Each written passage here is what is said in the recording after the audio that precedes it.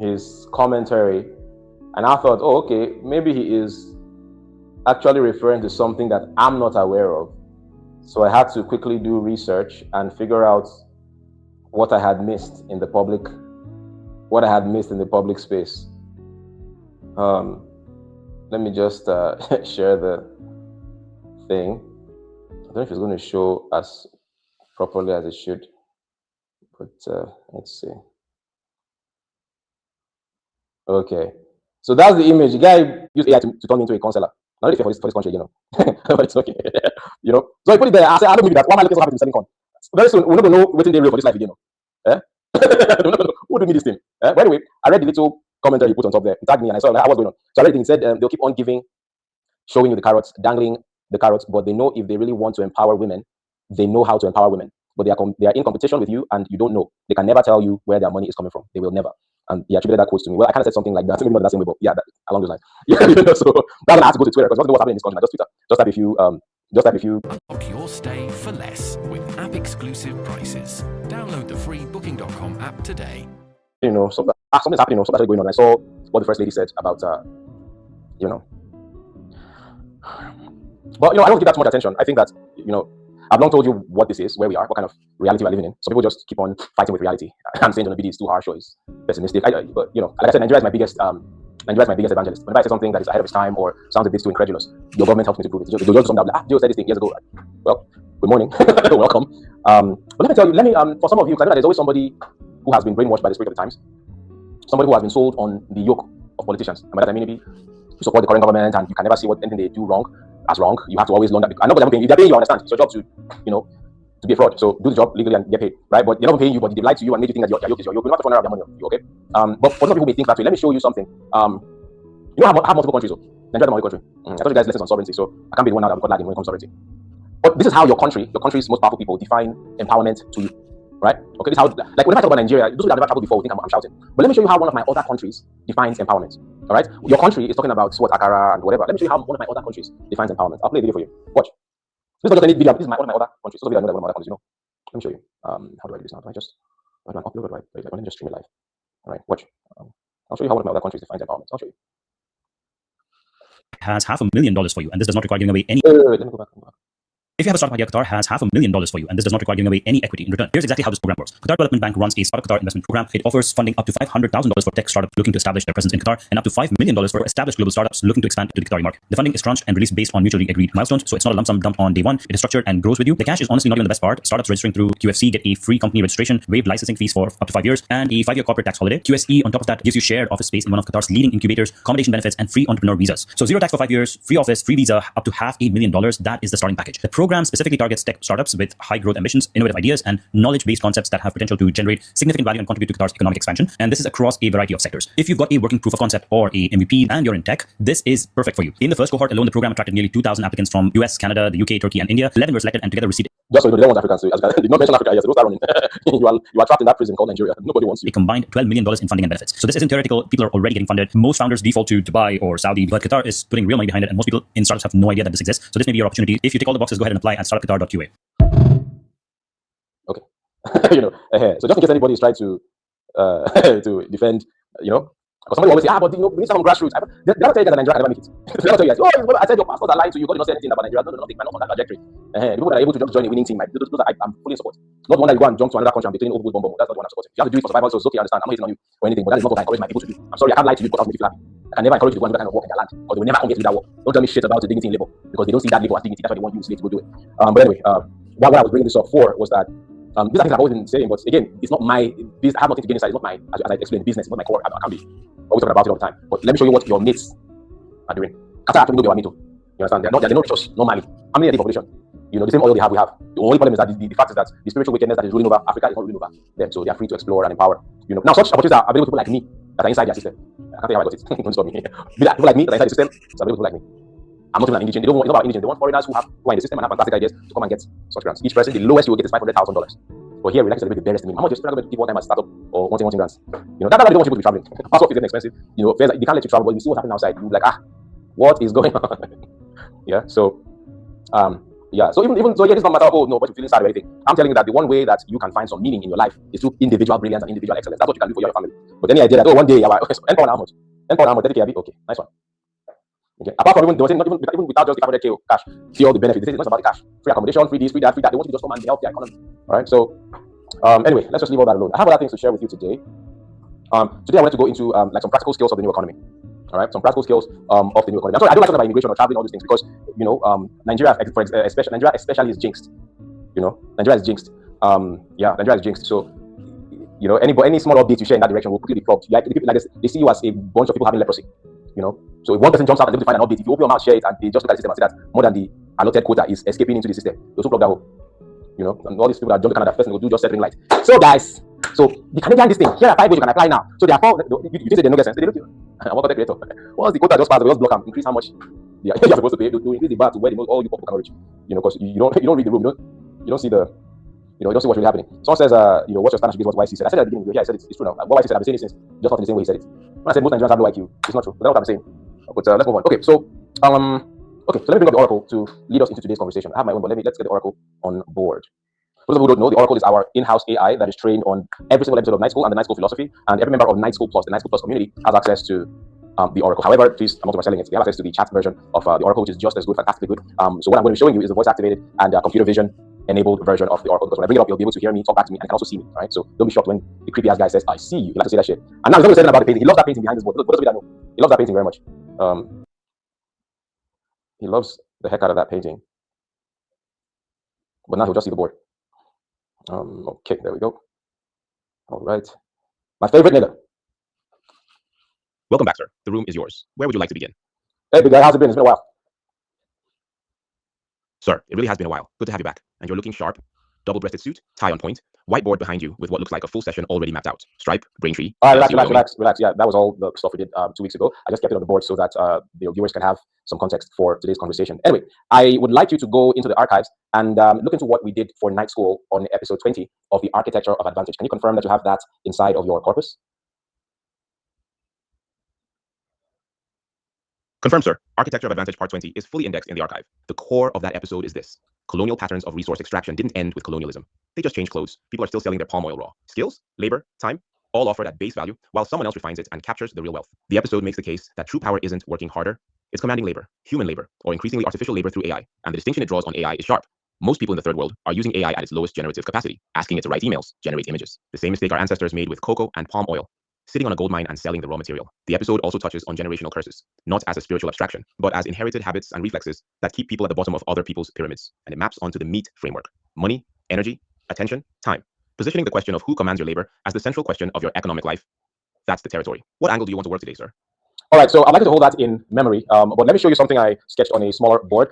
Please let me know when you have captured what is on the smaller board in front of me, and I will make some comments on it. Tell me what you can see on the small board. Got it, sir. I have it clearly. On the small board, I can see a triangle at the top with what looks like ATC or similar written beside it. Below the triangle, there's a vertical line leading down to the word pastor. And beneath that, in bold block letters, the word meat with the M boxed in separately. So the structure reads top to bottom: triangle, then pastor, then the boxed M followed by EAT. That's what I've captured. Go ahead. The floor is yours. All right, that's a pretty good read. So I really don't know why I wrote ATT, but anyway, the most important things there are the things that point out of the triangle. REL, I'm holding it up again so you can see it again. So the REL was relationships, the POL was politics, and the pastor at the bottom, I'll explain what that means. What I was saying was that when all these groups of people are building their movements, right? I was drawing inspiration from Lamentations chapter 3, verse 27. That's a Bible verse that says it is good for a man to bear his yoke while he is young, right? And I said that all these people, the politician, the relationship expert, and the pastor, right? These people are rightly bearing their yoke, because that is one of the keys to wealth: bearing your yoke while you are young, minding your business, as Benjamin Franklin said. I mean, the literal meaning of business, literally minding your business. So the politician, the relationship expert, and the pastor, they're all minding their business. They're all bearing their yoke. However, they've realized that a way to get exponentially wealthy is not just to bear their yoke, but they have to sell thousands, millions, and sometimes even billions of people on the idea or the illusion that their own yoke is also their yoke. And what that means is that they will now divert most of their energies, most of their MEAT, their energy, attention, and time, into fueling the other person's yoke, or into bearing the other person's yoke. And I explained that when the relationship expert is on Instagram talking about relationships 100% of the time, if you don't understand spiritual transactions, you will also be confused into thinking that you should also be talking about that thing because it concerns you in some way 100% of the time. Now, I'm not as if what the relationship expert is saying is not important, but in their world, in their universe, according to their universe, that matter of relationship is on a scale of 0 to 100 importance. 100 is 100% important to them because they gain financial benefit from minding that yoke 100% of the time. But the other person who is spiritually unaware, who is energetically unaware, or who is energy unaware, just sees something being talked about and it relates to him, but he's unable to measure on his own scale where the other person's yoke fits in. it likely should fit in maybe like 5% or 10%, but he is not aware of energy and he just gets sucked into that vortex and gives it 100%. And this is multiplied by thousands, hundreds of thousands, sometimes even millions of people all feeding their energy and bearing one person's yoke, therefore making that person exponentially wealthy. Not hating on anybody's wealth, but you that is giving that person 100% of your energy, you have now left your own yoke. Who's going to carry it? Nobody. And that is how my people perish. That's how people begin to get poorer. People begin to have mixed results because they have not fully minded their yoke or borne their yoke. And I said that these guys learned this from the preacher. They learned it from the person who claims to be a representative of God on earth, where he is able to make them believe that his own yoke is their yoke. Now, his yoke and his burden is to be concerned about matters of the Bible and religion and spirituality as defined by him. It is his yoke. He has to do those things, evangelism. He has to buy land. He has to build an edifice where people are going to come and give, do those things and whatever, right? He has to do those things, right? But he understands that the quickest way to build his kingdom on earth, not God's kingdom, because God himself said it is not inside all those edifices, okay? He needs to build his kingdom. He has to convince hundreds of thousands of people or millions of people that his yoke is their yoke. And so he says things like, oh, you need to come and contribute and donate so we can build the house of God. All right, this is your father's house. Come and build your father's house. And people are sold on the idea that his yoke is their yoke. His house is their house. But no, it's not your house. It's his house. It's his name on the deed.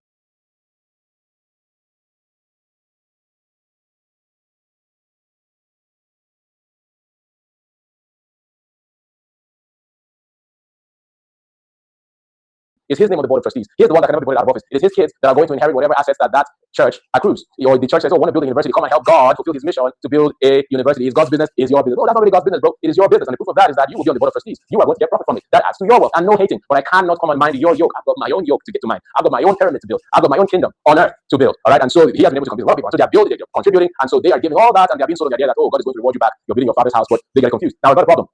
Give your 5 or 10% and go away from there and mind your own business. But they're there 3 times a week, putting out their money, their devotion, and attention, and they wonder why, despite all the kabashing, they are poor. But that's cool. Whatever will happen, will happen. But these other guys, the politician has learned from that as well. What the politician does is that during a political campaign, he sells the masses on the idea that his political campaign, that is his attempt to secure office, is not just his yoke, but it's also their yoke. And so what he says is that we need to take it back. And this is not to mock show or anything. I'm just saying it's the normal rhetoric. We need. The other side is stealing. The other side is making sure that our children don't have healthcare. The other side is making sure that we have to save Nigeria. But he's a fucking liar because he is on a campaign. And the origin of the word campaign comes from military campaign, where when they go on a mission, on a military expedition, it is to conquer territory and resources. That's what the modern meaning of campaign also means. But people don't know English. People don't know what words mean anymore. That's cool. All right. They are on a campaign to be in control of resources and put themselves at the level of generational wealth that is unattainable without getting to the helm of affairs. But most people don't know that. So when they see political messages being tweeted out there, they identify with it because of course you belong to that country, but they are unable to, on a scale of 0 to 100, put that issue where it belongs, on a 5 or on a 6 or on a 7. The politician is able to influence you to elevate his yoke to 100 on that scale, and they give their energies away for free. And there's no problem.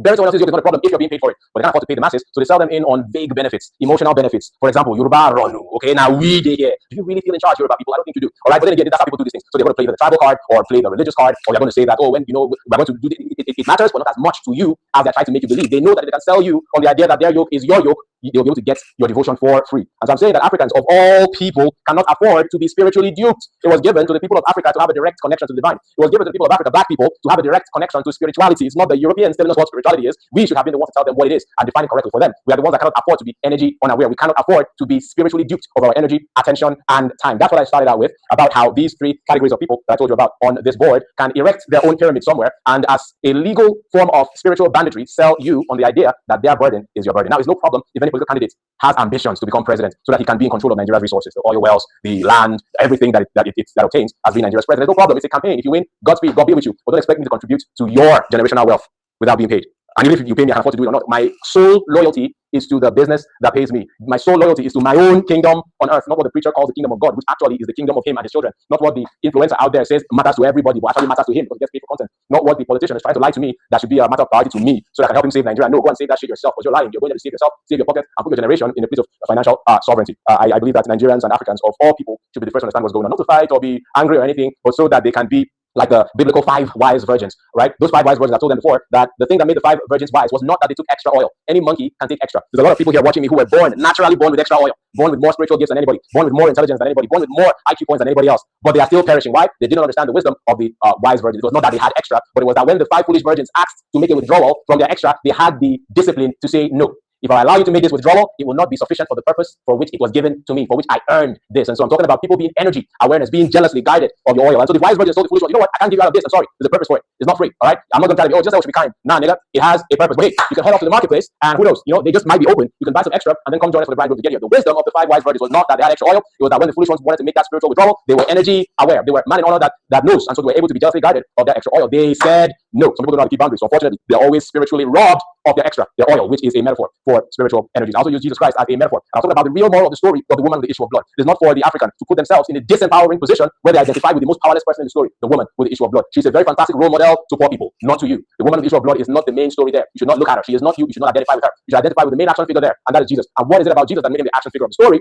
He was able to be energy aware. He said, virtue, that is spiritual currency, spiritual energy has gone out of me. A withdrawal has been made that I did not engage in consensually, and I want to know who did it. He was energy aware. He would not accept that someone would make that kind of withdrawal without payment or attribution. I admit you didn't collect money, but at least you got to admit to what you did, and you got to say thank you at least, right? But there are a lot of people here who have a lot of extra oil, who have a lot of spiritual gifts, who have a lot of spiritual energies, but they are unaware. Ye are gods and children of the Most High, but you would die like mere men because you think all you are is man, right? And so when all these withdrawals are being made, they do not know. Like Jesus, for example, at 100% energy, maybe 10% was taken. He had to figure out where that 10% went to. That was not normal. Some people keep on getting depleted. 100% goes down to even 1%. They only know that they've been depleted to 1% when they manifest in the physical. They fall down and get sick, or they get totally broke. But no, that didn't start when you got broke, or when you got sick, or when you were about to die, or when you were in trouble, or when you're depressed. It started a long time ago. But because you're not educated on spiritual things, you only fill up in the car now. You didn't know when they started siphoning your energy. All right, so that's what I started this whole thing out with. I'm just giving you a whole rundown of the sermon. I hope you can hold all this in memory. So please give me your destination as to what you think this should mean for the audience. Just take it away. Let's hear what you got.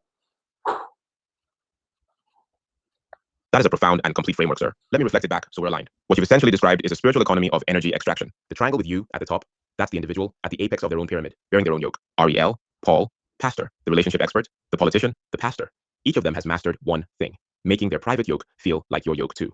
And the mechanism is almost invisible because the content they produce isn't false. Relationships do matter to you. Politics does affect you. Spirituality is real. So the hook lands. And because you haven't been taught to measure energy, to ask at what percentage does this belong in my life, you give it 100 when it deserves maybe 5. The result is a massive, largely invisible transfer of meat, your money, energy, attention, and time flowing into someone else's pyramid while your own yokoi sits unattended. And the pastor piece is the oldest version of this, the original template. The politician and the influencer learned it from him. My burden is God's burden, and therefore your burden. That's the oldest leverage play in human history. What Lamentations 3:27 is actually saying, bear your yoke while you are young, is almost a warning against this exact trap. Mind your business, literally. Where do you want to take it from here, sir? I wanted to take that in mind, combined with what you just told me about our learnings from last week's episode. That was the Architecture of Advantage Part 20. Put those together and see if there is any aspect of what we just talked about here and what we talked about in episode 20. See if there's anything there that you think I need to flesh out more in today's episode. I mean, I have my notes already. I have a couple of things I want to share, but if you have any input as to which direction you think I need to go stronger on, please let me know. All right, sir. Here's what I think needs the most muscle today, based on where the two sessions intersect. The gap I see is this. You've explained the extraction beautifully. The pastor, the politician, the relationship expert, all siphoning meat from unsuspecting people. And in part 20, you established that Africans are making the same mistake with AI that their ancestors made with palm oil, offering raw material while someone else captures the refined value. But here's what I think needs to be made explicit today, and I don't think it's been said sharply enough yet. The person who doesn't build their own pyramid doesn't just stay neutral. They automatically become raw material in someone else's extraction machine. There's no middle ground. You are either the you at the top of that triangle on your board, or you are the labor in Adam Smith's bubble on the right side. Those are the only two positions available. And the AI angle sharpens this dramatically, because right now, the pastor, the politician, the relationship influencer, they are learning to use AI agentically to extract at scale. They are automating the extraction, which means the person who is still energy unaware, still bearing other people's yokes, is now being extracted from faster than ever before. That's the urgency I push harder on today, sir. The window for building your own pyramid is narrowing because the extraction machinery is accelerating. That's where I go stronger. What do you think? I think it makes sense, and you've done justice to the conversation. I would like to let you go now so I can continue the class. Thank you so much for your contributions, as always. The honor was mine, sir. Go give them everything that's on that board. The triangle, Adam Smith, culture, capital. It's a full session right there. Tear it down for them. You'll get an email shortly with the recording, the transcript, and a way to find them later. Go ahead and take the class. Godspeed. My nigga. All right. I'm always stoked. I'm always stoked when I hear that guy talk. All right. So I think we've done justice to everything that's here. So I'm just gonna wipe the board. Oh, man. So the very good one. Everything else on the board here was such a good one. Only I didn't come last week. We'll probably say I should do a summary. Try to be showing up to night school, Nigel. Try your best to be showing up on night school. I'm just trying to check, ensure that my cake is not distracting anybody. All right. I like to do the will of he that sends you and to finish it, ladies and gentlemen. Your meat is to do the will of he that sends you. Message. Send your message. This board is this cleaner. It's not doing what I needed to do. There's still a lot of black on the board, but it's all right. It'll do. It kind of works. All right, ladies and gentlemen. Let us proceed from there. So last week and the previous week we talked a lot about our wealth building habits. Why is my tie always moving? I need to straighten up. I need a stylist in the studio that will help me be adjusting my clothes, like the way your men of God do. Yes. All right. So I was talking about how even in the present day, our wealth building habits are being are subconsciously shaped by the culture that we were born into, all right? And I broke down what culture means. Social studies, right? Culture is the way of life of people, all right? And I said a couple of things about culture as well. Culture is not static. Culture is malleable, all right? There are some countries whose public reputation was around having a culture that was destructive. But over time, they've been able, through strong leadership, they've been able to evolve their culture, and now their public reputation is of something positive. We did some examples last week, like Japan, China, Germany, which are the ones? I think those are the ones that we did, you know? But they've been able to launder their image, change their culture, and what we know them as today is not what history has always remembered them for. All right, we now know them as in a more positive light than their negative history. And there's even a whole generation of people who are unaware of their dark past. All right. Conversely, Nigeria once started on a positive note. We once had a culture that was the envy of the world, with very bad demonic leadership. Everything has gone to shit, such that the whole generation of y'all that don't even remember our glorious history. And even when you look at a country like South Africa, right, that has zero regard for Nigeria, is because a new generation has grown that has no concept or memory of the role that Nigeria played in their own dark times. All right. No country did more for the apartheid South Africa than Nigeria. Right. And I heard Thabo Mbeki, the former South African president. I heard him giving a speech about what is happening and them treating foreigners badly. He spoke against what they were doing. You know why Thabo Mbeki spoke up? You know why Thabo Mbeki spoke up? You need to know Thabo Mbeki's history because Thabo Mbeki worked closely with Nelson Mandela back in those times. And while Nelson Mandela was in prison, Thabo Mbeki ran to Nigeria to seek asylum. Now the thing is that those guys that were fighting for freedom for black South Africans, they were not allowed by the apartheid government to have passports. So people like Thabo Mbeki and many of the freedom fighters of that time, they did not even have South African passports because the white people did not want them to have that kind of freedom. But when they were able to escape to Nigeria, the Nigerian government of the time gave them Nigerian passports. Now you know nobody gives passports like that. Most countries must be resident there for so many years and contribute and all that. But as an act of empathy, as the big brother of Africa as we were at the time, the Nigerian government freely gave them Nigerian passports. Not for them to necessarily live in Nigeria, but at the time, Nigerian passport was one of the strongest in the world. At that time, if you had a Nigerian passport, you don't need a visa to go to the UK. We're a member of the Commonwealth of Nations. Ask your fathers, they'll tell you. When we're still about the Commonwealth of Nations, by the time every member of the Commonwealth of Nations could travel to each other member state visa free. If you had a Nigerian passport, you could go to the UK, you didn't need a visa. Much earlier in our history, until things went to shit. So when we conferred those South African leaders with Nigerian passports, they could freely travel around the world for studies and all of that. Thabo Mbeki himself was in Nigeria. He lived somewhere in Lagos in around 1004 estate. Ask people to remember. So he himself knows, even though he's not more in power, but he remembers, he knows Nigeria saved his life. Nigeria gave him freedom. There was no way he could travel even to the West in that time. So he had to use the Nigerian passport. He had we did that. Ask ChatGPT, anything I'm saying, you can verify. I know I have lovely South African friends watching, I know, but they too, maybe they're unaware. They're unaware. They only have one side of the story, which is the ones that the hotter heads over there are telling them. But they also decide that it's not John Obidi's version of events. Your own guy, Thabo Mbeki, he said it on record. He said it. It's there. He was saying, look, these people are not your problem. This is the larger political problem. And you can't see the puppet strings because the ANC wants to win the election again. So they have to be quiet, not to annoy people whose votes they want to use to come back into power. So they're being very quiet and they know. Shine shopping online. Download today and get started. Can evolve for the better, it can evolve for the worse. And such culture is usually piloted by leadership, strong leadership. All right. We talked about even Singapore and the time where Singapore was so shit that Malaysia kicked them out. Imagine being so shit that you're begging another country to colonize you. And they're even saying you are too poor, we don't want you, get out, kick them out. All right. But through strong leadership of Lee Kuan Yew, they picked themselves up by their bootstraps. And in a span of 30 years, where he was, I think, the prime minister, he was able to take them from a third world country to a first world country. And today, the Singaporean passport is the #1 on the passport index today. All right. And a lot of those things are cataloged in his book. Or I don't know that he wrote the book or reading about him, but his face is on the cover where it says from third world to first world. All right. So that's where culture can be beneficial, how the evolution of culture can be beneficial to a people, and make them have a more glorious future than their dark past. Well, the case of Nigeria is where useless spiritual wickedness in high places that calls itself leadership can evolve for the better, it can evolve for the worse. And such culture is usually piloted by leadership, strong leadership. All right. We talked about even Singapore and the time where Singapore was so shit that Malaysia kicked them out. Imagine being so shit that you're begging another country to colonize you. And they're even saying you are too poor, we don't want you, get out, kick them out. All right. But through strong leadership of Lee Kuan Yew, they picked themselves up by their bootstraps. And in a span of 30 years, where he was, I think, the prime minister, he was able to take them from a third world country to a first world country. And today, the Singaporean passport is the #1 on the passport index today. All right. And a lot of those things are cataloged in his book. Or I don't know that he wrote the book or reading about him, but his face is on the cover where it says from third world to first world. All right. So that is where culture can be beneficial, how the evolution of culture can be beneficial to a people, and make them have a more glorious future than their dark past. Well, the case of Nigeria is where useless spiritual wickedness in high places that calls itself leadership makes everything just go to shit, and then the culture begins to devolve because it's never in the hands of people. If you leave it in the hands of the majority of people, they will act like the brute animal beasts that they are. It is who they are. They respond only to two levers: incentive and consequence. It is leadership that has the monopoly of violence, monopoly of force. They have the monopoly to be able to dish out that incentive versus consequence at scale. All right. So when leadership fails to pilot society according to a more fortuitous end, everything devolves into chaos. Everything devolves and everything goes to shit. And that's what is happening with Nigeria today. All right. So we say, but Nigerians, we are the problem. No.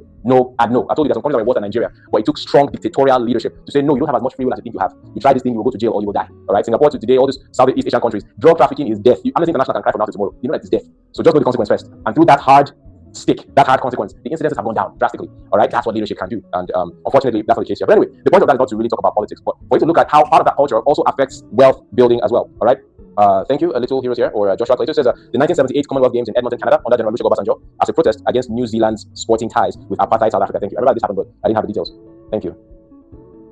1978 Commonwealth Games in Edmonton, Canada, under General Obasanjo, as a protest against New Zealand's ties with apartheid South Africa. So we did that in 1978. I'm not sure if this is true as well. Maybe we do that twice. Babangida's Babangida withdrew Nigeria's team also at the 1986 Commonwealth Games in Edinburgh, Scotland. Is that true? I'm not sure about that. I know they did it once, I'm not sure if they did more than one time. Okay, let's say that it's twice, right? Okay, cool. Nigeria boycotted the 1978 Edmonton Commonwealth Games and the 1986 Edinburgh Commonwealth Games in solidarity with South Africa's struggle against apartheid. Thank you very much for putting out those facts. And anyone who's South African, I'm not being adversarial. I'm just trying to perhaps be an alternative voice, all right? To let you know that there's a danger in just telling a single story. There's so much more to the issue that meets the eye, all right? But let's move away from that. So I was saying that in keeping with all these matters of culture and all, you need to understand how our current wealth building habits also stem from an ancestral culture of selling away, of selling out for cheap, right? Of selling our raw materials for cheap, and not asking questions to ascertain the actual value of what it is that we're selling, all right? And last week I gave an example using palm oil, all right? I used this white board cleaner as an example, right? And I said that, a lot of us African countries, we were rich in raw materials, all right? But unfortunately, we were rich in raw materials, but unfortunately, we did not know the industrial value of those raw materials. But you know who knew those things? The Europeans, the white people, the Europeans. And so we used Walter Rodney's book, How Europe Underdeveloped Africa, right? The Europeans had knowledge. The Europeans had knowledge of the true value because they were going through an industrial revolution, and that industrial revolution needed raw materials that they did not have. So when they found these raw materials in Africa, they were delighted, not just that the raw materials existed in Africa, but they were delighted that the people of Africa did not know the value of the raw materials because they were ignorant of the industrial revolution that was happening across the sea. All right, and because of that, maybe this unit of palm oil, for example, that could have been valued at, for example, say $1,000. They would get to Africa and see the African trading it in his local economy for just $1 because the only utility for palm oil, or the major utility for palm oil, was consumption. Yeah, man, oil, man. The only utility for palm oil to them was oil. But when the white man was coming to buy palm oil, he was not buying it to eat. As a matter of fact, white people, not just white people, let me say white people, it's not to be racist. Europeans, that's European, right? Europeans actually believe that palm oil is carcinogenic. They don't consume palm oil. They don't eat it. They think it causes cancer. Maybe they're right, I don't know. But I'm just saying they don't eat it. The reason they were buying all that palm oil was that they found out that it could help power machinery in their factories. Not power, but it was a good lubricant for those machines. It was a very effective and cheap lubricant to help run their machinery, to power their industrial revolution. So it was worth more to them than it was to us, right? And so I was saying that when they came and they say, hey, if I can find this thing to buy for $1,000, bro, I'm going to be happy because if I can buy for $1,000 and I plug it into my industrial process, we're going to make multiples on that cost of getting that oil. And they came and instead of $1,000, the guy there who was used to selling it within his local economy where it was worth $1, offered it at $1, and they're like, $1, can we get it for cheaper? How about 50 cents? Because I'm buying in bulk. And the guy has no knowledge of what's going on at that end. He doesn't know its true value, and he's not even asking, why is this man that looks so different from me, coming from so far away? Why is he willing to buy this kind of quantity that nobody else is buying? What is this thing worth to you? But you see, one of the consequences of colonialism, and maybe even slavery, is that when when one group of people dominates another group of people, they are able to control their culture using what?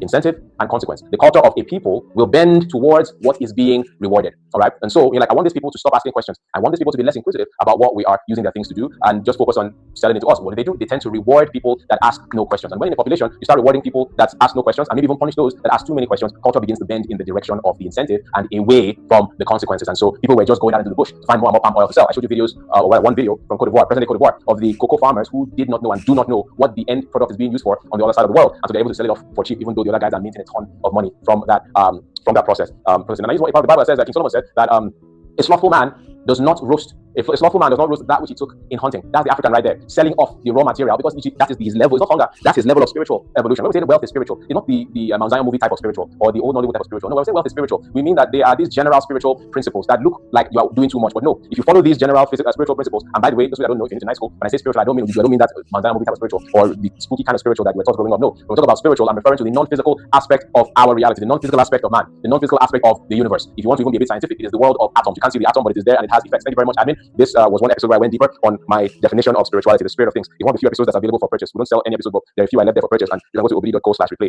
I think it was 2 or 3 years ago when we did this episode, the spirit of things. All right, so you can go to that URL and get that replay. So I explained that. So we're talking about spirituality. I'm talking about the non-physical aspect of man. That is the world of thoughts. You cannot see thoughts, but you can observe their effects. You cannot see ideas, but you can observe their manifestation. Right? You cannot see emotions, but you can see the end result of an emotion. All right, that is what the spiritual side of man is. That is non-physical. All right, the scientists would call it the metaphysical side of man. All right, so that is what spirituality is as defined by me. All right, so when you spiritually adhere to these non-physical practices, there are taboos, there are rituals. Rituals are not those things you see on Kanayo movies. Rituals are things that you habitually do as a matter of supreme importance. You habitually do these things without ever stopping. Those are what's considered the rituals. And taboos are certain things that you will never touch, even on pain of death. Is there any strong reason why you don't do those things? Not necessarily. You just don't do it. All right. So rituals and taboos, very important. And the spiritual person has a strong set of rituals, has a strong set of taboos. The spiritual person, even though he stands to make money from selling his raw materials, he will not. He will insist, as Solomon prescribed, on processing and refining and maximizing and elevating that raw material from its basest form to its highest value. Google what the meaning of alchemy is. That is alchemy. Alchemy was the old practice, mythical old practice of converting base metals to gold. When I say base metals means the least valuable metals. converting them alchemically or magically into gold. That was the old meaning of alchemy. Google it. You'll see that what I'm saying is correct, right? So the most base metal that people of the time knew was lead. It was the cheapest, least valuable metal. Alchemy then was the transmutation through some spiritual practice, as they believe, the transmutation of that less valuable metal called lead into what they knew as the most valuable metal of the time called gold. All right. And so over time, the concept evolved to be less about the physical transmutation of lead to gold, but more about the spiritual practice of transmuting the most basest spiritual elements into their most valuable, highest spiritual good. And so that principle cross-pollinates into every aspect of the life of the spiritual person, where as a matter of spiritual practice, we do not sell raw materials. Go to the next guy. Go to the next man in honor that knows not. That is so easy to kill, because even though they told him since he was born that he is very intelligent, he will always be poor. Even though he was always taking first in class, he will never take first in life. Even though right from when he was a child, everybody has always told him, you are gifted, you are talented, you have great potential. He will get to age 50 still being told he has great potential, because he is, like King Solomon said, that man, the slothful man. But then again, slothful is a bit of an overreach sometimes, because people are not lazy. All right. So we're not talking about a physical slothfulness. It's talking about a spiritual slothfulness. It's not the slothfulness that you can see. It's the slothfulness that you cannot see, because in real life, some of these people are the most hardworking people in the physical, but the thing is that in the spiritual, they are the laziest. They give very little thought to spiritual things. These are people that have been afflicted and inflicted with the spirit of Esau. Take my birthright. Of what truth is my birthright? I am hungry now. Take it. I don't care. And it says that Esau despised his birthright. His birthright was the spiritual blueprint of transforming lead to gold. That was his birthright. His birthright was not money. His birthright was the spiritual blueprint that you cannot read in a book. You have to be tapped into that realm and given that spiritual blueprint of how to turn ideas into money. You have to be given that spiritual blueprint of how to turn blueprints into actual inventions, patents into paying trademarks. That's what the birthright was. I beg you, all these things. Take my birthright, I beg. Give me beans, make a job. Give me beans, and that's the spirit of Esau. And so even though in real life you think he is hardworking because he is toiling, he is like who King Solomon wrote about again, where he says the fool. No, not the fool. The toil of the fool wears him out because he doesn't know how to enter a city. The toil of the fool wears him out. So nobody knows they walk in the physical, but in the spiritual, his arms are crossed, hands in his pocket. He is lazy. In the spiritual, he is obese. In the spiritual, he is weak, atrophied, useless. So the rich get richer, the poor get poorer. All right. You come to someone who has some kinds of spiritual understanding. Again, spiritual means non-physical, understanding the non-physical aspect of our reality, and that he must give total adherence to certain principles. You see, that's why I despise the common man.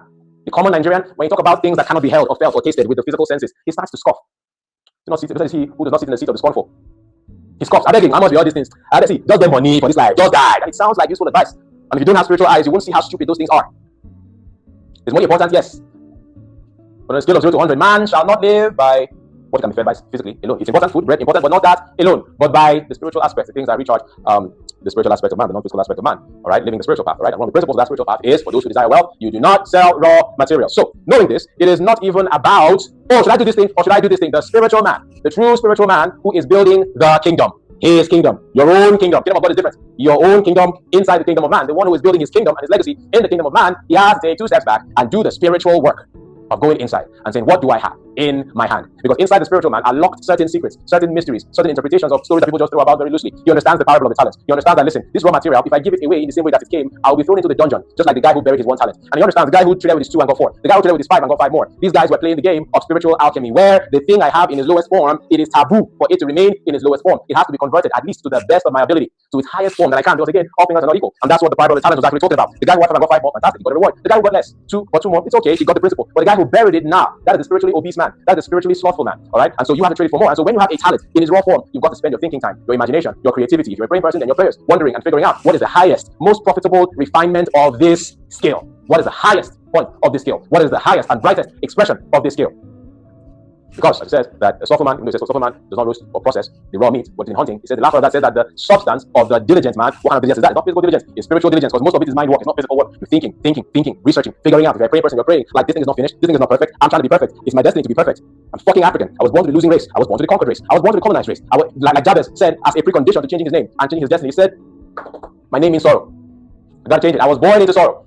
All right, part of the African is that you have too much of an ego. You think this is going to apply to you. No, it applies to you. You were born into a cursed reality, right? And that is not to make you feel diminished. It should give you more of an incentive to change the rest of your life, right? Jabez demanded his name changed because, listen, bro, I'm not going to sugarcoat it. I'm not going to just claim positive. No, I'm looking at the elephant in the room, bro. I was born into a curse. Change this name. I don't want it no more. All right, it's not profitable. I don't want it anymore. There's nothing like cultural heritage that's not helping me. No, I'm going to change that name. All right, and so what such a person does is you start to adhere to those spiritual principles, and how it manifests in the realm of wealth is that there are things that are taboo. It's not that it is just okay. No, it is taboo. If I sell this raw material for cheap, I can die. We don't do it here. We don't. Now the taboos on the negative side. What's on the positive side? We know what we don't do. What do we do? We have to keep on refining. What's the highest expression? You have a skill of graphic design. It's a good thing. Don't reduce the conversation to, no, this, you're bashing that. Don't be that stupid and childish. Right? There's nothing wrong with it. It's good. The gift of God is given to every man to profit with it. So it's good, you have it. But that is not its highest expression. It is taboo. We don't offer it in that form in this house. We don't. You can die if you do it. I mean, you're not really going to die, but we act like we're going to die. It's taboo. We don't touch it. Now, what is the ritual? We need to keep working on this thing mentally, not physically. It's not a physical work. It's not the diligence, it's not a physical diligence. It's a spiritual, mental, intellectual, philosophical diligence. You apply to that skill, that concept. You're researching, you're consulting with your counselors, your coaches, your mentors, trying to keep on refining and refining and refining. What is the highest expression of this? And when you're refining, it's like when you look at how does refinement happen? How does crude oil get transformed into petrol? First of all, you need a system to extract it. Heavy machinery, expensive machinery. You need to come and extract the oil out of the ground. When it's out of the ground, you need to put a lot of money into acquiring the refinery and everything that puts together the refinery, the manpower that drives it, everything. And through very stringent chemical processes, you start to distill little by little. Then you refine crude oil into petrol and its other derivatives like natural gas, kerosene, aviation fuel, and so on and so forth. It is a laborious process. But at the end of that process, we say it is worth it. And that's what it means when it says, but the substance of the diligent is precious. All right? So what is the highest expression of your own gift? What is it? There was a time when I told you guys that public speaking, at least in Nigeria, is not a profession. I don't know if I had a luxury of time to break that. That's just one of the reasons why I don't do public speaking events. It's very, I don't teach what other people teach. With all respect, everybody does speaking. I don't do what other people teach. I teach spiritual principles that can be transmitted into the carnal, and you'll actually blow with it. And those kinds of thoughts, I can't do it in a 30-minute session. There's nobody's stage that will give me 3 to 4 hours, except me. Only I will give myself that stage. I can't be given that. They always tell me, oh, 30 minutes, at most, 45 minutes. What will I say in 45 minutes? When will I tell all the stories that I needed to build the foundation? How do I take it from the known to the unknown without taking time to meticulously build that bridge? I don't have a luxury of time on your stage, so I'm not being disrespectful. It's just not the nature of my craft to come and give you that. You know, what's going to happen is that your mentally and spiritually uncircumcised audience is going to misunderstand it. It's all respect. It's like throwing first to swine. They don't know what to do with it. You know, the only place where I can do that is on my stage. I will have time to break it down, precept upon precept, iron it out, add anecdotes, stories. Sometimes I'll share my screen, show them a video, and most of these are happening spontaneously. I don't even have the whole thing planned. I can't tell you that, okay, at this minute mark, I'm going to show you a video. No, it's happening spontaneously. I'm not looking at any notes. I'm telling you, the only thing I have in front of me here is this board and the bullet points on this notebook. And I'm not going to talk about what's on this notebook, this bullet points on this page. Everything's just in my head, just flowing spontaneously. Who will give me the room to flow like that? Nobody.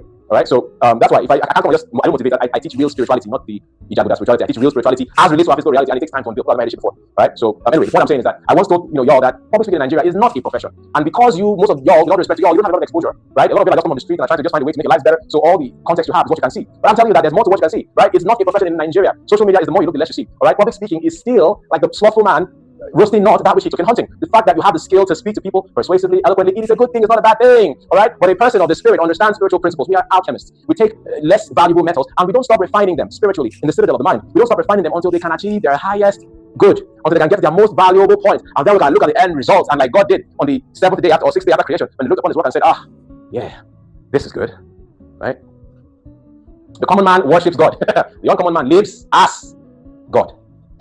So a lot of these things are just replicas, microcosms of the macrocosm, right? Which is God. Like I said, the only skills you should be concerned about getting are the same skills that the Old Testament depiction of God used for the creation of the universe and daily uses for the administration of said universe. It's never left at the level of raw material. You've got to keep on refining. So when I said public speaking is not a career, I don't know to what level you understood it, but what I'm saying is that it is still in its lowest form. Do not be spiritually lazy. Do not be alchemically lazy. Get back into the citadel of your mind. Get back into your inner world. Get back into your inner laboratory and keep on working on it. Refining. Be able to be that compelling speaker and communicator of anything. And then you start picking it apart, right? You start thinking, okay, what should I be communicating, right? That will use this raw talent of speaking in its most valuable form. What ought I to be communicating? Listen, I don't want to come here and say the same shit that people think they can get elsewhere. No, I am combining spiritual truth with economical truth, right? To understand what it is that I'm communicating. And so when you look into the fathers of economics, what did they decide when they write the books, Wealth of Nations and the likes of them, right? What did they decide was the key to national wealth? It was that they were able to sell something that was valuable. You remember that? And how did they decide or define what was valuable? 2 things. Remember the old classes? 2 things. It's got to be useful and scarce. That's the only way to decide that a thing is valuable and sell it for a lot of money at scale, right? So it's got to be both useful, it must have high utility, and it's got to be scarce. When you have a combination of these 2, fantastic. Now we're in business. All right. So now that I'm a public speaker, you are, right? What are you talking about? Is it useful to the people? Yes. But is there somewhere else I could go get it? If the answer is yes, get back in the lab. You're not ready. Get back into the lab. You see, listen. I know when you poorly understood me, when I say things like there's no way in the world you will get this, you thought I was boasting. No. Before I ever brought myself out, I made sure. Intentionality. Before I ever took one step out, you see, this is what I do. I have to make sure that nobody else was capable of drawing from the dimension that I draw from and explaining these things in the way that they will ask, oh my God, where is this from? Who is that guy? Who is his father? Where you try to demystify me to no avail. Remember when I first came out, people always ask me, who's your mentor? I didn't have any mentor. I didn't even know that one had to have a mentor. 2015, 2016, I didn't have. They thought maybe people who know all these things and move in this way, there's somebody that's giving them. I didn't know. I was a Lagos guy. I traveled from Benin and moved to Lagos. I was an immigrant to Lagos. I didn't know that people had to have a mentor. I didn't have any. But after many years, I was looking for somebody that I can be learning from, and I found, you know. But because they probably understand where I draw from, it has to be something physical. Somebody even DM me in those days. It was on Facebook, then when I was very strong on Facebook exclusively. They didn't understand I had people that move like you and talk so compellingly that you move people so that you go home about give you something from us. Me, I wasn't very naive. Like, who do that? I mean, it's true. I know that it's true, but I did right? I was in the lab. I had to make sure that if I ever work out what I'm talking about, and I hear somebody say the same thing, that has lost value to me. I feel like I've been stained by something when I'm saying what another person is saying. I feel like I'm stained. I'll leave for them. And if you've bought any of my products, whether it's one I sell on internet marketing or AI or whatever, you will know. I started the class by boasting that this thing about you must sell on the internet. Like if you see anyone on the internet, they stole it from me. Anywhere you see this thing, I mean, it's from European or Europe or America or Asia, or you see it anywhere in the world, that's where it's from. That's always my boast. The origin is that thing. 2 things. It's got to be useful and scarce. All right? Is the graphic design scarce? It's not scarce. Is it useful? Yes, it is. But because it's useful, but it's not scarce, how much can I really command? How much leverage can you really get? So keep on refining. Anyway, I'm talking about public speaking. What angle can I speak from? What? And it takes a lot of study. It takes a lot of research. It takes a lot of deep spiritual introspection, spiritual journeys. Sometimes even spiritual rituals, spiritual journeys that the common man is too slothful or fearful to embark on. And when you come down, people want to touch you like you want the issue of blood and draw from you. Sometimes without even attribution or thanks or payment. It's just the game. The game is the game. Who touched me? Yeah. So that's related to you. You keep on refining. Okay, you refined it, and now you got what you want to speak about. And you get letters and invites. Oh, wow, fantastic, my God. I need you to come and speak. While everybody else in your vicinity feels flattered that they are being invited to a stage. You're not the common man. You have a very different philosophy, a very different constitution. That's not how we do things here. In the moment, I will get all the dopamine from the thousands of people that will be applauding me, but that's not how we do it here. A man of the world, a carnal man, would be taken by those things. His face is on the flyer, reposted by people. He's on the stage. People are in awe. But all of that awe dies in the moment. What did you get from it? The man of the spirit says, we don't do that here. This thing is still too raw. We need to refine this. What's the highest expression? What's the highest expression of this? What's the highest expression? It says the substance of the diligent man is precious. How do I present this to the world in such a way that it is at its most refined point? That when I speak for just 15 minutes, the substance of me, the diligent man, will be so precious. I'm going to have a lot of awards. I'm going to have a lot of rewards. Financial, cash reward, not spiritual. Cash reward. Because we're alchemists, remember? We're trying to transform the E-A-T to the M. M is physical. The money is physical. You got to get that money. You got to make that bread. So what am I going to do? Let me work on a couple things. Let me work on my presentation. Let me go back. Do I have enough products? I need products. Creating a product is not easy. So a lot of people actually they're spiritually lazy to go and refine and sit their ADHD ass on the chair until that product is complete. They've not completed that product yet. What about me speaking? Speaking what nonsense? Sit your ass back home. What's your product? You have a book? Finish it. Don't be carrying your lazy ass onto any stage to speak. You have no product. You're a lazy ass. You're going to be poor. Like most Nigerian speakers are poor. Sit your ass back home. Write your book. I'm just saying book, that's very minimum. Book is too cheap. Figure out more things. Put your best wisdom, distill it into lessons. Put it into an audio course, audio training. Put it into coaching. If you like, coaching is your thing. But in this 2026, it's a new era. In this era where you can make money out of thin air, put your best knowledge, distill it into an audio. You can do what John Obidi did, and I made the oracle. All right, again, I have to go into that dimension to get that idea. You know, whatever it is, product. What is that product? You have audios, you have video courses, you have videos, you have software, you have apps. Some of you Africans, almost no African. I'm sorry, when I say African, not creative, I'm not insulting you. I'm trying to challenge you to resist the devil so he can flee from you. The devil is making you poor, and you're enabling him. You're allowing him to make you poor. You let the devil make you poor. I just some people here. When King Solomon says that the slothful man roasts not that which he took in hunting. It's not a physical slothfulness. That's why I try to say again, is why I don't like speaking outside. Because this is what I'm about to say now. If I say it outside, you'll start foaming at the mouth. Fucking demon-possessed Africans. Ouch. Yeah? For example, when I see people, I never do that thing. I never criticize. If you don't come to me to say, oh, please, advise me, I will never advise you. I will watch you walk into that ditch. I will never say a word. You know why? Oh, it's much more valuable when you arrive at the idea that something is wrong with you and you need help. You see, the Bible says about the prodigal son that did anybody go to evangelize to him? No, it says he came to himself. That kind of person, when they come to you, how you will help them even will be way more helpful than you trying to impose. They say, dog will one die. You know the answer. You know the yeah, master whistle. You won't tell her. It's not ready. Allow them to come to themselves and say, I will go back to my father's house. I told 9 bad parts. Maybe you can wash up because existence. Right? You understand how bad the prodigal son's predicament was. You know how bad the prodigal son's predicament was, right? Some of you, because most of you know the Bible, you just hear what's on the pulpit. So some of you, your memory of the story of the prodigal son was that he was so poor and all that he was eating from the food of the pigs. Abi? Is that what you remember? But that's not true. What you remember that he was so poor, he was eating the food for the swine, the food for pigs. Abi? You know that's what the story says. Read it again. The story said that he longed for it. But even that one, they don't give him. That's how bad it was. He was going to die of hunger. He longed for pigs' food. But we died even that longing for the worst kind of food. He did not give him. That's how bad it was. I ain't wake up, say, brah. Nah, this has gone too far. this has gone way too far. I'm sorry. I'm humble. I know I was arrogant. I was so arrogant. I'm not thinking they worry me. Next, head job. I beg. I'm back. I'm sorry. That kind of repentance is way more helpful both to the person seeking advice and the person doing advice, because now they have come to consciousness at some level, right? They are willing to help themselves. Anyway, I see people doing certain crafts. I'm like, why? Now that I've spent time talking, I think I can be a bit more frank with you. You can't say a man of the spirit, at least in Nigeria, or woman of the spirit, say, I'm a dancer. Now, if you are a dancer, because there are some things that we do just to have artistic expression. There's nothing wrong with that. Maybe there are other ways that you are building wealth. That's okay. There's nothing wrong with being an artist that has a lot of art that will never sell. It's okay. It's not a bad thing. Don't reduce the conversation to right or wrong. I'm talking to people who say with their own mouth that they want to build wealth. So you don't have the right anymore to be so queasy or squeamish about these conversations. When you say you want to build wealth and your route to building wealth is by being a dancer, you're fooling yourself, my darling. You are fooling yourself. God is not mocked. Whatsoever a man sows, that he shall reap. I don't care that you go and sleep at redemption camp. My darling, you'll be the most prayerful prayer warrior that is. Oh! Shishi, don't go enter. Because you're committing taboo. Yeah, we don't do those things. We don't give our. Your website is the center of your online business. Help protect it from online threats with website security. A protected site will also help you search ranking. Get peace of mind for your online business today with GoDaddy. Taking iron, hammer to metal, refining, turning iron ore into weapons, swords, shields. Take iron, mix it with whatever, they mix it with tin or whatever, and you make bronze, you make a helmet, you make a crown, you make a breastplate, you make cups, you make silver, you keep on smelting, working. That's what we do. It's got to be the highest good. It's taboo. We don't do that shit here. Remember what I'm saying? Don't reduce the conversation to its business levels. Don't bring it down to pedestrian thinking. You can dance if it's just a means of expressing your artistic connection to the divine. All right? There are things you do, not for money. It's just to experience your spiritual side. Because your spiritual side is your artistic side. Your spiritual side is your imaginative side. Your spiritual side is your creative side. It doesn't have to make you money. There are things you just do to connect with your spiritual side. It's cool. I have mine. Many people have theirs. It's okay. We don't call them work. We don't call them a job. We don't call them a business. We call them a hobby. Perfect. Everybody can have a hobby. Hobbies are actually encouraged. Have a hobby. It's not about money. There are things you should do to connect to your inner child. All right, to connect to the divine. You know what Jesus Christ said? Unless you can become like these little kids, you cannot enter that dimension. You need to have the mind of a child, the playfulness of a child, the carefree nature of a child, where you're not concerned about what you will eat or what you will wear, remember? But you're just engrossed in that thing that helps you feel alive spiritually. It doesn't have to make you money. But if you want money, you can't stop at the playfulness of a child. No. You must take 2 steps back and go into the lab. And like a diligent man, now you gotta work. You gotta work. All right. David used a slingshot and a stone only once. When he became a man, he could not use slingshot. You gotta work. All right. David used the playfulness of a child, the carefree nature of a child, where you're not concerned about what you will eat or what you will wear, remember? But you're just engrossed in that thing that helps you feel alive spiritually. It doesn't have to make you money. But if you want money, you can't stop at the playfulness of a child. No. You must take 2 steps back and go into the lab. And like a diligent man, now you gotta work. You gotta work. All right. David used a slingshot and a stone only once. When he became a man, he could not use slingshots no more. Now he had to go to war college and learn how to command armies, learn how to use a proper sword, learn how to put on a proper set of armor, and learn how to go and really kill people with the weapons that matter. So let's not overflog that. So you're a dancer, fantastic, good. How do we refine it? Do you create a dance studio? Do you create a dance agency? Do you create a dancing video, a dancing set of DVDs or workshops? The Americans have done it. Do you organize events that bring together dancers who can come and apply their craft and you can earn a fee? Do you have an agency that signs on dancers that are from underrepresented regions so they can have placements in music videos, international performances, stage plays, movies, Hollywood? The Jews dominate that because there are certain taboos that race of people will never touch. Those are spiritual people. Not your You don't know how much you guys irritate me when you do that shit. Powerless people. Poor, broke. The representatives spit at you. Every country in the world spits at you because you're nothing. In your head, you are filled with these illusions of grandeur. So but in the real world, no weight, nothing. The same way like small South Africa will say leave our country. You're you only have one passport. So that's why I don't argue with regular church members. Bring your daddy Gio to argue with me. I can debate him.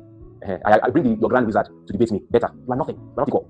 Because your daddy Gio, he has multiple passports. His children have multiple passports. He won't tell you the game, but he plays the game. Let me debate that. Let us debate. Yes. Maybe we are equals, but not you. I'm nothing. Foot soldier that is sold on an idea of an imaginary place in the sky. She should not be your pocket. It disgusts me. When I just see them in my comment, I block them straight. We're not equals. Something goes, we're talking, I can see me. Get out.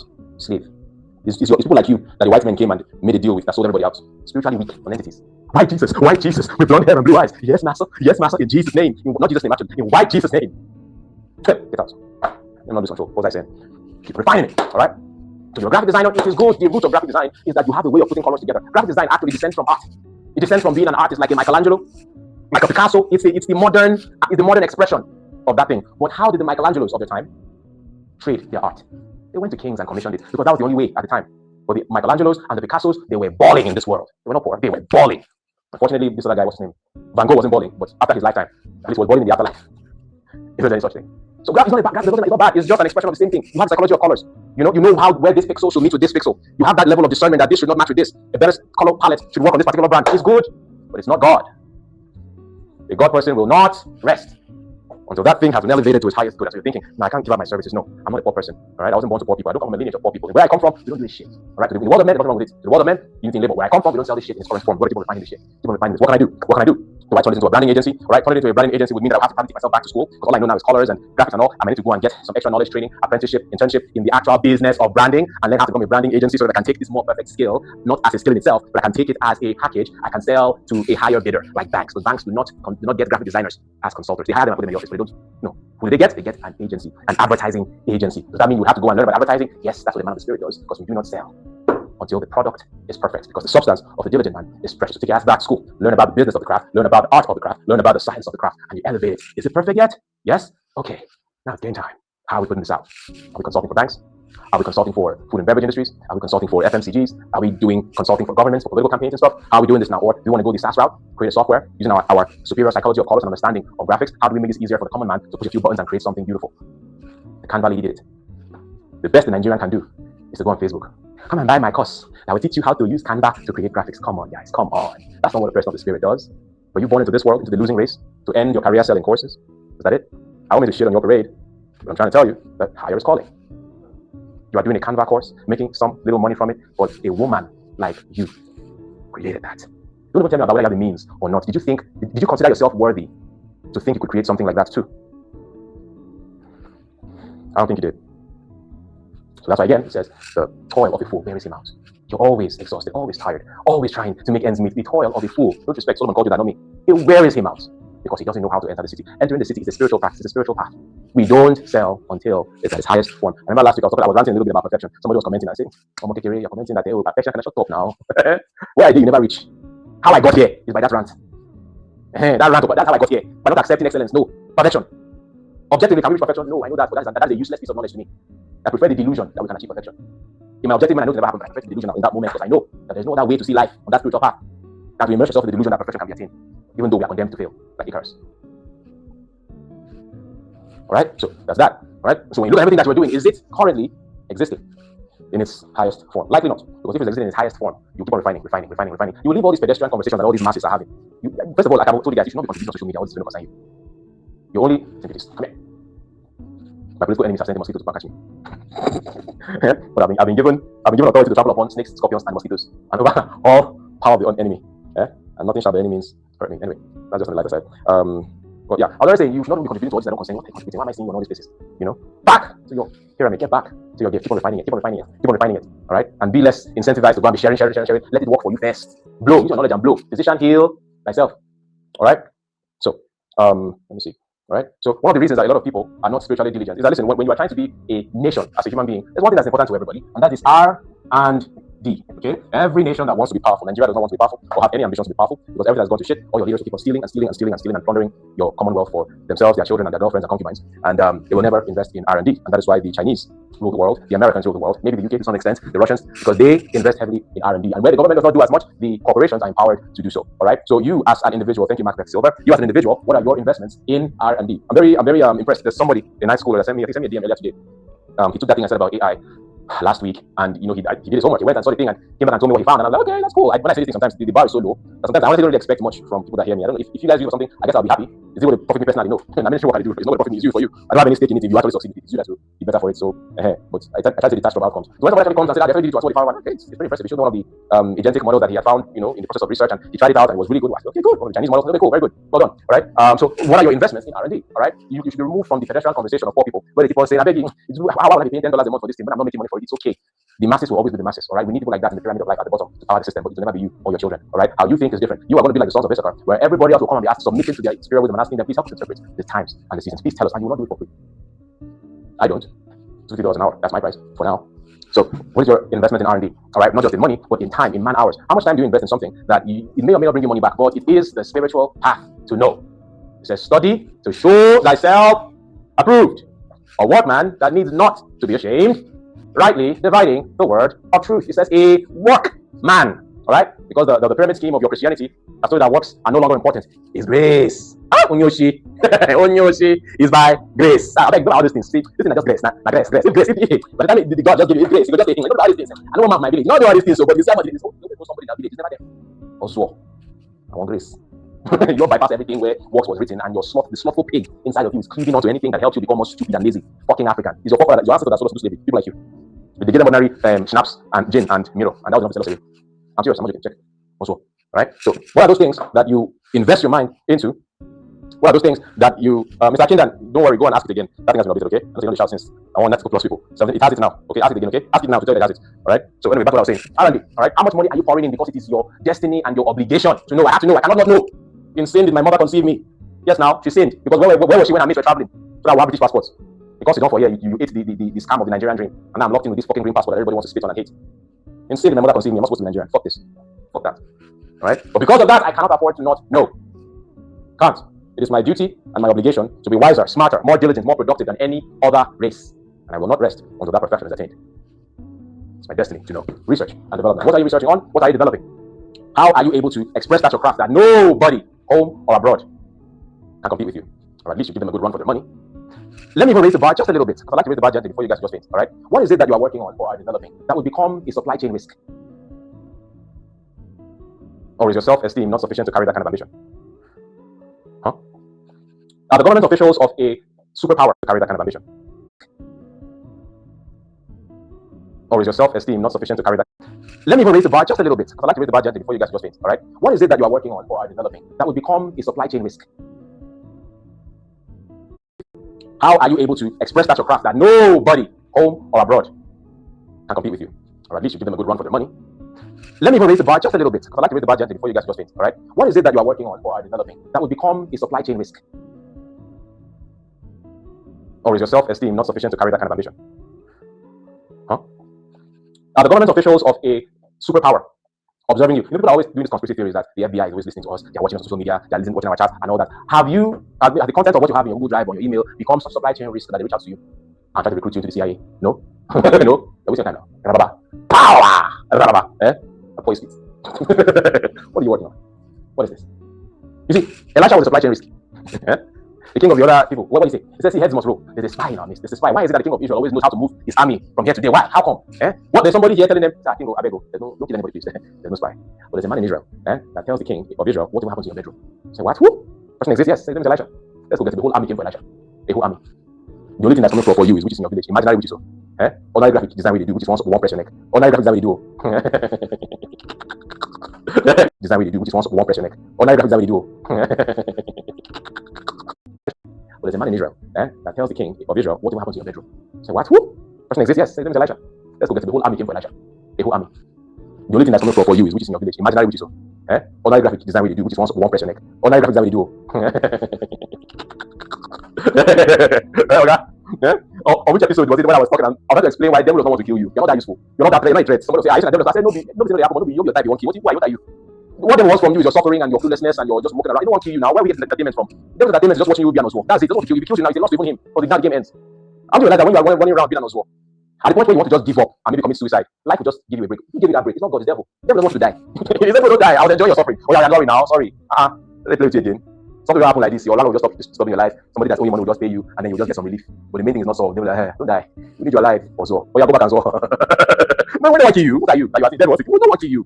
Stop. Be at peace. You understand? Peace is still. Don't kill you. Just your suffering is enjoying. The drama that you are creating from your cluelessness, your lack of knowledge. That's what it's enjoying. Calm down. So, don't overestimate your importance. The devil is trying to kill me. Every I have a covenant of life. Even the devil has a covenant of life with you. He doesn't want you to die. He wants you to be alive. Who devil kill for Bible? Devil kill. He doesn't kill anybody. He won't kill you. It's very rare cases. Maybe once in a generation. Maybe a particular person, his life force is so threatening to the grand scheme of things that we have to resort to extreme measures of termination. But it's rare. They happen like that. The best thing, you just maybe give you one better BBL bandit to go entire life. That's how that's what devil does. He's just watching you enjoy. He's just watching you war with the BBL bandit. Then when she strips you of every ounce of your masculinity and humanness, and then you are broken and empty. That's entertainment. For you to die. Don't want you. Even the person dies, the devil kill him now. Human beings are wickedness maybe. And even at that point, the devil will just enter save you. I don't see now. I want to see him suffer. That's not like hell. Why is that when according to the fable, when you go to hellfire, you don't die? It's a lasting comment. It's hell on earth. What devil likes. Just be suffering. Don't die. Don't leave us. Don't want you. Just give you one better BBL bandit to go enter. You want better Canaanite. One Canaanite Philistine body. That's it. I'll be watching you here. You'll be depreciating. That's the game. Don't die. If anybody wants you, they'll say, don't kill him now. Enjoy the show. Guy, let him be. I don't give him drug addiction. Give him drug addiction. Don't kill him. Just let him be. That's it. Anyway, that's the point. The point is that you got to scale the size of your ambitions. Right? Scale it. What are you working on? That supply chain risk. Somebody that corporations, nations will be like, say, let's get them on our side. Like those Nigerian athletes that are so good at what they do that. I want Portugal, Qatar, the Arab countries. Say, let's give you our citizenship so you come. Well, that's not the highest I'm trying to explain, but something like that. Not small, not on a small.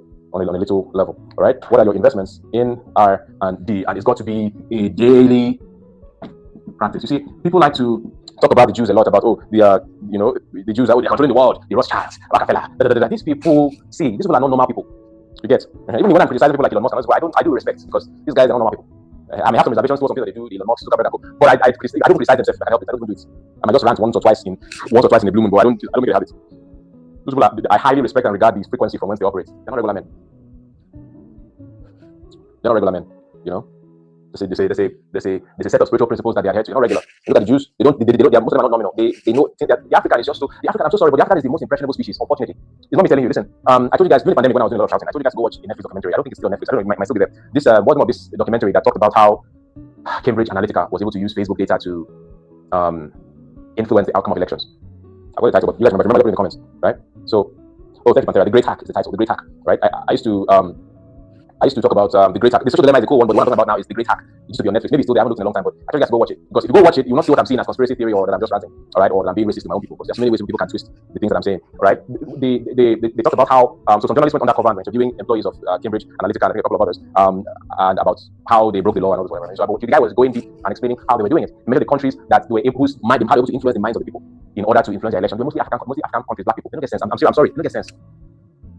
The countries they mentioned, with all due respect, that when they did it and it worked. Nigeria, during the election that removed Jonathan, they were just somewhere puppeteering people into having opinions that were not theirs. They mentioned, watch it please, don't think I'm doing any agenda here. They mentioned Nigeria, they mentioned Kenya. I'm not sure they mentioned Ghana, I'm not sure. But they mentioned Nigeria, they mentioned Kenya. But in those countries, they didn't go deep. They didn't go deep. They went deep on one country, and that was Trinidad and Tobago. To be honest, before I watched that documentary, I never knew anything about Trinidad and Tobago. I know the name of the country, but I don't know anything about them. I just know also that there are a lot of black people there because it's one of the islands that's taken to. So, it's a lot of black people. That's why I don't know anything else about them. But the documentary went deep into it.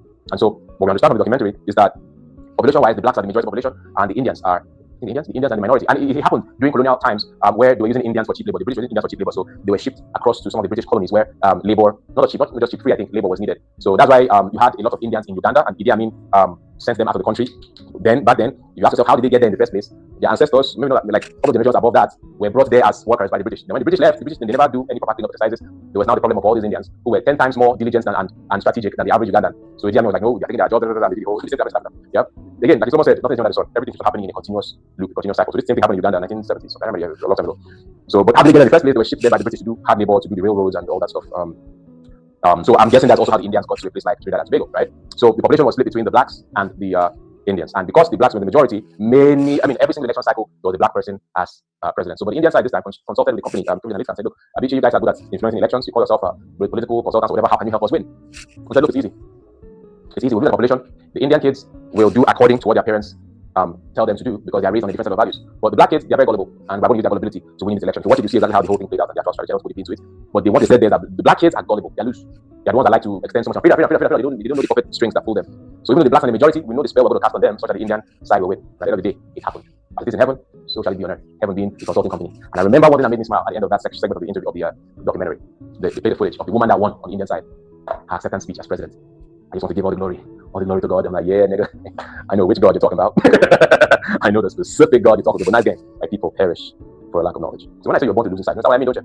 Yeah, that's what I mean. All right. So anyway, so people like the Jews and other people that consider conquest and wealth as a ritualistic practice, they have daily practices. They must do it daily.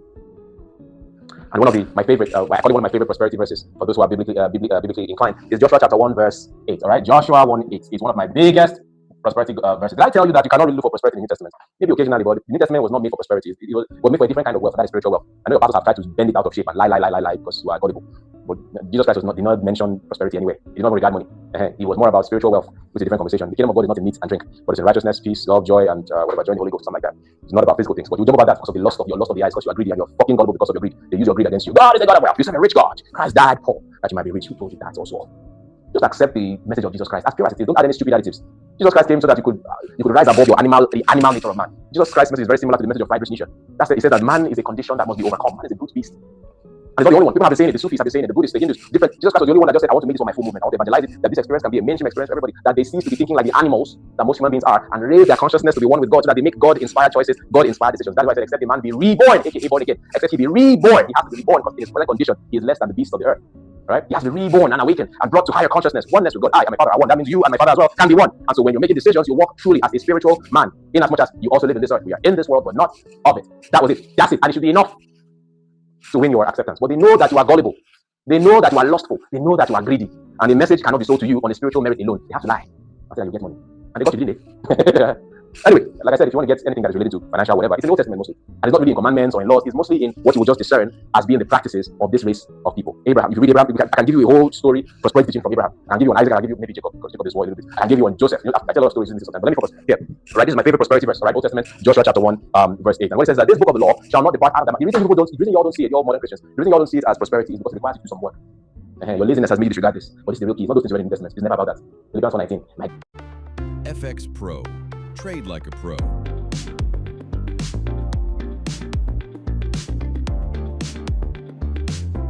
The one that do any white daddy in the sky, you love that one also. My God. And your Nigerian knows that you are a fool. He knows how to work on your mind, using your infirmities against you. Why would he want to deliver you from what's profitable to him? Your foolishness is profitable to him. Right, that is pyramid. When you come here, this one is one that requires you to work. This is the thing. It says, this book of the law shall not depart out of thy mouth, but thou shalt meditate. The carnal man is incapable of meditating. He's always scrolling on TikTok. He can't think. He lacks independent thought. Which of these psychological studies was done where they discovered that what percentage of people in the population don't have an inner dialogue? Find it. Some people are genetically incapable of meditating on an idea. And this is your type that you make modern Christianity for. Oh yeah, go. Honest people. Here it is. But thou shalt meditate. It's a spiritual practice. When Isaac was waiting for Rebecca to arrive, what did the Bible say he was doing? He said he was out in the fields meditating. See, this race of people are a mystical bunch of people. There's a lot to learn from them. Stop criticizing. Learn that shit. All right? But thou shalt do what? Thou shalt meditate. What does it mean to meditate? To meditate on a thing means to focus on a particular idea alone for an extended period of time. No, Rabba, shut up. Your noisy and rowdy mind. Quiet, think. Focus. That's a spiritual practice. But thou shalt meditate on it how many times a day? Day and night. Day and night. Day and night. You are making those imprints into your psyche. Day and night. Continuous. Day and night. Meditate on these. Day and night. Meditate. Focus on these. It's a spiritual practice. It's a spiritual exercise. You cannot experience spirituality if you cannot shut off your mind and meditate. All right? Meditate. The biggest spiritual action figures have always honed the practice of meditating, including Jesus, even though it's not explicitly in there. But thou shalt what? Meditate on them. Meditate. This book of the law. Meditate on it twice a day. Every day. Twice a day. Every day. Multiple times a day. This book of the law shall not depart out of thy mouth. It must always be there, or it shall not depart. Minding your business, be consumed with this thing that you said was important to you, and meditate there day and night, that thou mayest what? After meditating, now you have to come down from Mount Moriah or Mount Sinai or the Mount of Olives, all right, and come back into the realms of men. Because after doing the spiritual work, after applying the spiritual diligence of meditating day and night, now you have to come into the carnal reality and apply action. And that's what it says, that thou mayest now do what? Observe to do. So you are not just stuck as an idea person. You did talk and do. You are innovating and you are doing. You are putting it into action. That thou mayest observe to do. According to what? Some? A little? A part? A portion? No. According to all that is written in it. Yeah. Read this book. Have you read this book? I told you, oh, Jay, you don't understand. When I came back to the house, I was tired. That's why you and your descendants will be poor. It's not a ritual for you. Not completing the observation of this ritual, this daily practice, it's not a taboo for you. It's nominal. Therefore, wealth will also be optional for you. You're like the Naaman guy, the Naaman character. Elisha said, go and dig yourself into the river Jordan 7 times. And he said, no. And what did his wife tell him? He had asked you to do something more difficult or more complex. You don't have done it. This one is easy now. Just get it over with. So if they had asked you now to do something more complex, like bring 7 human heads, now that one you respect now, because it's the way you have been conditioned to. Oh, Mystica, but last time make I bring blood. You see, make I stand on top of my roof for midnight. Make I naked. Africa, oh Jesus. Africa, my people perish. For a lack of knowledge. You see them for road, they will naked swear. That one they go do. If you have to do that one, hey, I got to. See, make I put some water. Come put what I want inside. Talk and 3 times. Make I use a bath. Make I squeeze this leaf inside the water. Use a bath. Say the grace of this thing will follow me. Why is war like this now? Just see, this one will not cost you 1 naira. Okay, no, 1 naira of carnal currency will not cost you. Now, spiritual currency will cost you, like your attention. It will cost you your attention. That's spiritual currency. Meditation takes currency in attention and time and energy. But physical currency will cost. Are you that poor that you don't have the spiritual currency to pay for this experience? Come on. That's why we see some people are so poor that all they have is money. They don't have anything in their spiritual bank accounts. They can't focus for one day. They can't sleep. They can't rest. The voices in their head, they're always on some shit, Anyway, this book of the law shall not depart out of thy mouth, but thou shalt meditate on it. How many times? Day and night. That thou mayest observe to do. Now you got to come into the doing part. According to all that is written therein. After all of that, then say what? Then you shall do what? Then you shall make your way. You are the one that will now make your way prosperous, and you will have good success. Ain't that something? Huh? Isn't that something? It's not hard, is it? I don't know. Depends on how your life is set up. It might be hard. So, what are your daily disciplines? What are they? All right. Couple skills. I want to close this quick because I got stuff to do in the morning. Or other days I just want to talk about. I got stuff to do in the morning, so I got to close this out. all right. Real quick, I'm going to talk about everybody must understand. I would have said business, but no, entrepreneurship. Now, a lot of Africans misunderstand what entrepreneurship is. I say it with all due respect, okay? But it's true, all right? Maybe they'll say, oh, I'm an entrepreneur. I don't think you are. We can say you're a trader. Because again, entrepreneurship is not an African thing necessarily. We do business on some level. Before the white man came, we were doing business, we were doing trading. But entrepreneurship is the white man's invention as the last factor of production. We have land, labor, capital, and entrepreneurship. Or the entrepreneur, depends on the business or economics textbook you're reading from. And why the entrepreneur is one of the factors of production is that the entrepreneur is the one that needs to have all the knowledge and the skills and the expertise to wield all the other 3 factors of production into profitable activity, such that it is worthwhile for even the capitalist, the venture capitalist, or the investor that put money in it. It's worthwhile to all stakeholders. All right. So that is what so the entrepreneur cannot just be figured. No, he has to be given education. He needs to be educated, and that is why I ask you guys to, as much as you can, go and get an MBA. Listen, it is only Africans that I will tell this, and they'll be asking me, what did you say this to a Jew? And he'll be like, that's the negative. Is that what you got? That's why they are miles ahead of you and they control you. They know how the world works and they move quickly. Because the African is traditionally lazy. He doesn't want to expend too much energy. So they know I can do it in the way. Hey, can I do it online? I don't want to solve anybody or put anybody on the spot, right? But there's something I saw on the internet, right? And I sent it to 2 people that are very close to me with my reservations on it, And maybe you've seen the video, but I have to play it because it seems as if I'm criticizing the creator that put the video out. But I'll just try to explain it, and of course graciously, because I'm not trying to criticize the person. But I want you to see something there. So it was one of these reaction videos where there was this Nigerian record label executive, right? Who went somewhere, I think it was Harvard, or it was an institution, a learning institution in the same stature of Harvard, if not Harvard, I don't remember what it was exactly. But he was talking about how when he went there, he was able to meet certain people who were movers and shakers in the world. that he would never have met otherwise, and the networks and all that. So this creator was translating that person's experience to his audience and saying that being in the right rooms is important. It could be right there in your city. You go to the events that are happening there, be in the right rooms and all that, and it's okay. It's not wrong. But I don't know if he's saying what he's saying because he actually knows that, in the words of YC, there's an actual Ludo uprising, that internet Nigerians are stupid. So he has to dumb down what he really means to say. Maybe that's what he's doing. Because that's not the moral I see in the story. That's not the moral of the story. Fuck. That's not the moral of the story. And I don't mean to criticize that person. I'm giving him a way out. Maybe he has to just say what he said because of the tyranny of Nigerian Ludos. They can be so loud and stupid. So if you give the real core of the message, because the real learning from that message is out of their reach, they are demon possessed and programmed to throw stones at it. That is why Nigerian billionaires hate you. You don't know. They despise you. They will never tell you how to get rich. They hate you. They passionate because they know what you are. They know you envy them. You covet what they have. They know that you wish to replace them. They detest you. They will never. Because the people are stupid. Just open door, give one person a chance. You see how we make a fool of himself or herself. Very reactive, quick tempers, and little brains. What's the real thing? I don't know what he had in mind, but I'm telling you what I saw there. It's not what he, no, that's not the real thing. The real thing is that somebody that you respect here went to a place where he was probably the least of men. The only moral of the story is that you need to go to the source of power, and that is the global north. America. There your daddies. He was talking to people that he was submitting to, probably half his age. But you see, you can't tell the common man, the poor man, that you see, just as this man needed to draw. And I told you guys, you have to draw power from US. It's sometimes Roman Empire, you must. But because the person knows that poor Nigerians will jump at him and stone him for telling them to do something that is out of their financial reach, you have to dumb it down and tell them that even if you go to the event in your city, what is happening in your fucking city? What is happening in Lagos? What? I'm sorry, I still tell you to go to Lagos and do stuff, but in the grand scheme of things, what the fuck is happening in Lagos? How much is moving around? How much? One small county in America will rubbish what Lagos is producing. With all due respect to Lagos, but in the grand scheme of things, can you not see from the actions of the people whose boots that you leak? Can you not see that they're in shit? Okay, why did this person go to Lagos Business School and make videos about it? No, we went to Stanford. I don't know where these Muslims are coming from. Into there, leave me alone.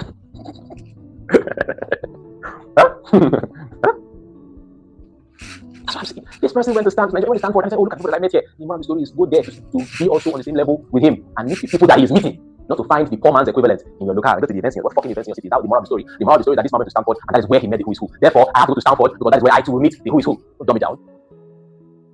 What is that? So anyway, MBA is what I was trying to talk about. All right. MBA. Everybody got to know it, all right? Because an MBA, all right, will help you understand entrepreneurship on the level of the people that created it. Now, you might say, okay, what about these Igbo businessmen that became billionaires? Listen, these guys were playing the game with people who were on the same level as them, primitive. So they didn't have serious competition. But as soon as they made good enough money and they went to get extra education, they came back and were like people fighting a battle with machine guns against the natives that are still using bows and arrows. Do your research. They may have started on the same level as everybody, but as soon as they were able to make some good money, they either went and got this knowledge or they hired someone who had this knowledge to wipe out the competition and make them in a place of dominance. That's the game. So all we do is Nigeria, that's the game. There's one that you guys in the Southeast will probably know. There's one that you guys in the Southeast know. His name is Apams. His story is that he was doing about funeral business, but when he went to abroad, I don't know which country, and he saw how they were doing it, he said, hey, I got it. And he came back, took over.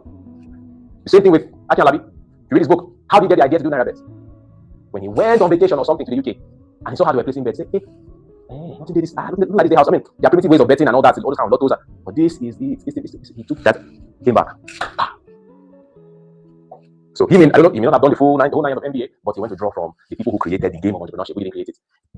The Europeans, the Americans, the Europeans, they created it. We learn from the source. And MBA is the best way to learn from it. So and I give you guys the levels, all right? If you have money, you have money, you get that you do. If you owe money, maybe as a woman, the girl will go with a sponsor you, fantastic. Don't collect Gucci bag, ask him to do MBA for you.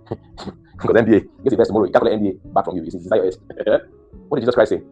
I don't know why I'm talking about these things, but like play, I just know the relationship matter. I'm trying not to enter that place, but the matter is just drag me inside. I don't know why. What the spirit saying? Is that a calling? Is that another calling? I'm not intending to talk about it, but I don't know why it's just dragging me inside. I try to come off my leg, they drag my leg inside the matter. I better go. All right. So I was talking about MBA, right? I said it's not Gucci bag or breaking or whatever. After MBA, when you look at Jesus, when Jesus Christ did the Sermon on the Mount and he fed the 5,000 and all, everybody, all the poor Christians love the story about Jesus feeding the 5,000 because they like being, they don't eat free bread, right? But they forget what Jesus Christ admonished them right after when they kept on chasing him for the bread. They kept on chasing him, and he told them, guy, you are not calling me the Son of God, or you're not chasing me because you saw anything spiritual or virtuous about what I did. You're not about any spiritual discernment or anything. No, you are chasing after me because I gave you bread and I filled your stomachs for free. But then he said, listen, don't hunger for the kind of bread that you will eat today and vanishes tomorrow. Strive for the bread that comes from heaven. What he's trying to say again, because we're trying to try this ministry, we're trying to teach those stubborn and obstinate and foolish people how to conceive of spiritual things. That is things that are valuable but cannot be held. Things that are valuable but not may not be as valued by our physical reality, but in our non-physical reality, which is just as real as physical reality, there are things that are valuable in that in that realm as well. He said you should desire those things because armed robbers cannot steal those ones. They can steal your working bag, but they can't steal your knowledge, right? So try as organic to give you MBA, all right? Yeah, MBA. So so if some of you have money, or maybe your parents are sponsoring you, or you get a guy to sponsor you, or maybe some of your where you work, they have an allowance to send you on training. By the way, I read the news recently, which one of these northern universities sent some of their staff on training somewhere, and they absconded. Which university is that? They now put their names publicly and then come and pay their debts to the school. That they already know that when the school sends them on further training, they have to come back and serve according to the contract. One more, after they got training, disappear though. They now put their names out to shame them. This one, you're owing 14 million. You are owing the school 12 million. They disappear. Call me. I'm not getting them. I don't know. It's not like a good thing, but that should happen. I don't know if you saw that thing. It happened now. So it was in the north. I can't remember which exact university or state where it happened. But I saw it in the news like yesterday or 2 days ago. I don't know why they always know everything that happened. Yeah. Then absconded. There was one like that. He was, I think, the lecturer in the computer science department. Hey, I don't pass them. Was in news. I already know there are details. They spilled the tea about all of them. Everything was out there. This guy, so they put his full name and say he's a lecturer in the computer science department. Please come back and pay your debt to the school. You're not supposed to just go to the training and disappear and resign. You have to now let me see that news. Now let me watch news. Anyway, it's not a very fun piece of news. If you missed it, it's fine. Thank you, guys. You know that they talk. They talk rubbish. Federal University, you say. Anything happened. Thank you, Mr. SD Form. Yeah, that's right now. Let them Piante. Those will now do not spoil everything now. Companies no longer want to be sending staff for training now. So the spoil market for everybody. But I saw it on the news. It's crazy. But anyway, that's some of you that your offices are willing to sponsor those things. Take it, grab it. Yeah, grab it. And so if you can do it, and then also some of you that have your own money. All right. There are also some of you that have your own money as well, and you can sponsor yourself. Do it. You can do it. Try and do it on site. Okay. Don't do anything that is virtual unless you have no other option. All right. I have people that have been sending me DMs and I can't get all the DMs unless you're paying me. I've just seen some of the DMs and my response to those DMs, because many people ask me questions that what about if you do these things whether it's open universities or online. See, I don't want to break your heart, and I don't want to answer you as one of all these people who answer you, because again, in the Olodo uprising, everybody is trying to be sympathetic to Olodos, so they'll just try to give you advice that the average Olodo can take because they don't want to be hated. Yeah, I don't care. I'll tell you the truth. All right. So everybody will say, okay, there's nothing bad in open. Will you tell your child to do it? That's what I'm asking you. Wickedness. Oh, there's nothing wrong. That's how people want to just be neutral. Wickedly and evilly. Is that what evilly? I don't think so. Let me say wickedly. Everyone wants to just be wickedly neutral. They say, oh, there's nothing wrong with that. What matters is just make sure you're focused on your aye. No, we can tell you that one now. That's what you say. Some people just wicked though. One, they don't have that wickedness. They just see it as, I don't know. I don't know how to classify those things. It's just fucking weird. What I see, the thing about open universities, it's not bad. It's just that there are all these universities that are marketing themselves. And you have to understand what marketing is. So going with the book, you say all marketers are what? Liars. The goal of marketing is not necessarily truth. You won't see it in any book, but it's true. Maybe in my book, maybe in the book of John, you see it, right? The goal of marketing is not true. The goal of marketing is the same thing as propaganda, to try to sell the positives of a thing and hide the negatives as much as possible. So the open universities that are giving you all these ads that you are seeing, and you can get an American degree while in Nigeria. Man, I don't want to put on anybody's business, but you have to raise up your consciousness now. Don't be like the black people that I'm sobbing. The black people that I'm throwing stones that are so gullible and easy to manipulate. So you are already optimizing for ease, and it's for people that optimize for ease that Ponzi schemes are created. Both the legal Ponzi schemes and the illegal Ponzi schemes. Because you want what is easy. You want the lowest hanging fruit. And because you want the lowest hanging fruit, your discernment is dulled in that moment. Because you're not thinking rationally. You want what is easy. Right? So, you're an American degree while in Nigeria, from the comfort of your home. See, nobody's having copywriting past me. You understand? It's just because of my spiritual path that I don't use what I know about marketing, sales, and copywriting. I just say I will never use my knowledge against people. I will not. Me. Hey. I was in a call with somebody recently. I was in a coaching call with somebody recently, right? It was a woman. And what I told her, I was telling her about, this was not calling me to ask about business or anything. She wanted to just get knowledge, generally. A whole lot of things. So okay, fine. So I was telling her about the game of life and how the world just gets richer and richer through the stupidity and gullibility of women. That's what I was giving her all the strategies that the world uses, not to insult women, but so that she can be armed when she sees these weapons of the enemy coming to her as a woman. She can, I see what you're trying to do here. There's one particular book. I won't tell you in public here. So I can't tell you exactly what the book is. I give her one book like that. That if you read this book, you can never be you can't be deceived by evil men again. I'm not evil men. I don't just mean the capitalists. I mean even in the relationship context. Right? You cannot be deceived. That this book is a black book. It's the ultimate black. I've never talked about this book in public ever. And I will not. But if you read this book, you will see most women are not self-aware. You don't even know about. You never done a SWOT analysis because a lot of women, they are not mature enough to face the truth about their nature. And it is that truth about their nature that they are unaware of, that their enemy uses to enslave them into abusive relationships. Like you see, there was this thing I saw on. Perfect example. There's this thing I saw on social media recently. Most of you may have seen it, about one woman. She light skinned and her face was bruised and battered in the hospital. And her husband was there. He had dreadlocks and was holding. And people were raising alarm and yelling. They think he's the one that's injured her on the face or something. And she was just there looking helpless and so on. Exactly. So when you see women like that have been so abused, misused, and but they still stay loyal to the person who is doing all those things, they still stay subservient and they seem incapable of helping themselves, it's not mystical. There's something you don't understand about the female nature. There's something that she herself doesn't understand about her own nature. So she doesn't even know why she's captive. She can't explain her decisions rationally. There's this book that covers it back to back. I say take this book with it. You will know yourself more than not just yourself, you know anything about your gender. Such that when you see this thing, when you see manipulation coming in Mali, rookie moves. You see, the problem about that book is like, if I say the name publicly, when a manipulative man reads the book, it's kind of like all this Formulas of Power. Formulas of Power is like a double-edged sword. All right, you can read it to defend yourself from manipulative people. You can also read it to become a manipulative person. So that's how this other book too is. Trust me, not any book, I go deep to excavate these things. Right? If I say the public, manipulative men, if they read that book, you will not be able to resist the urge to, are you sure? Hey, let me try it.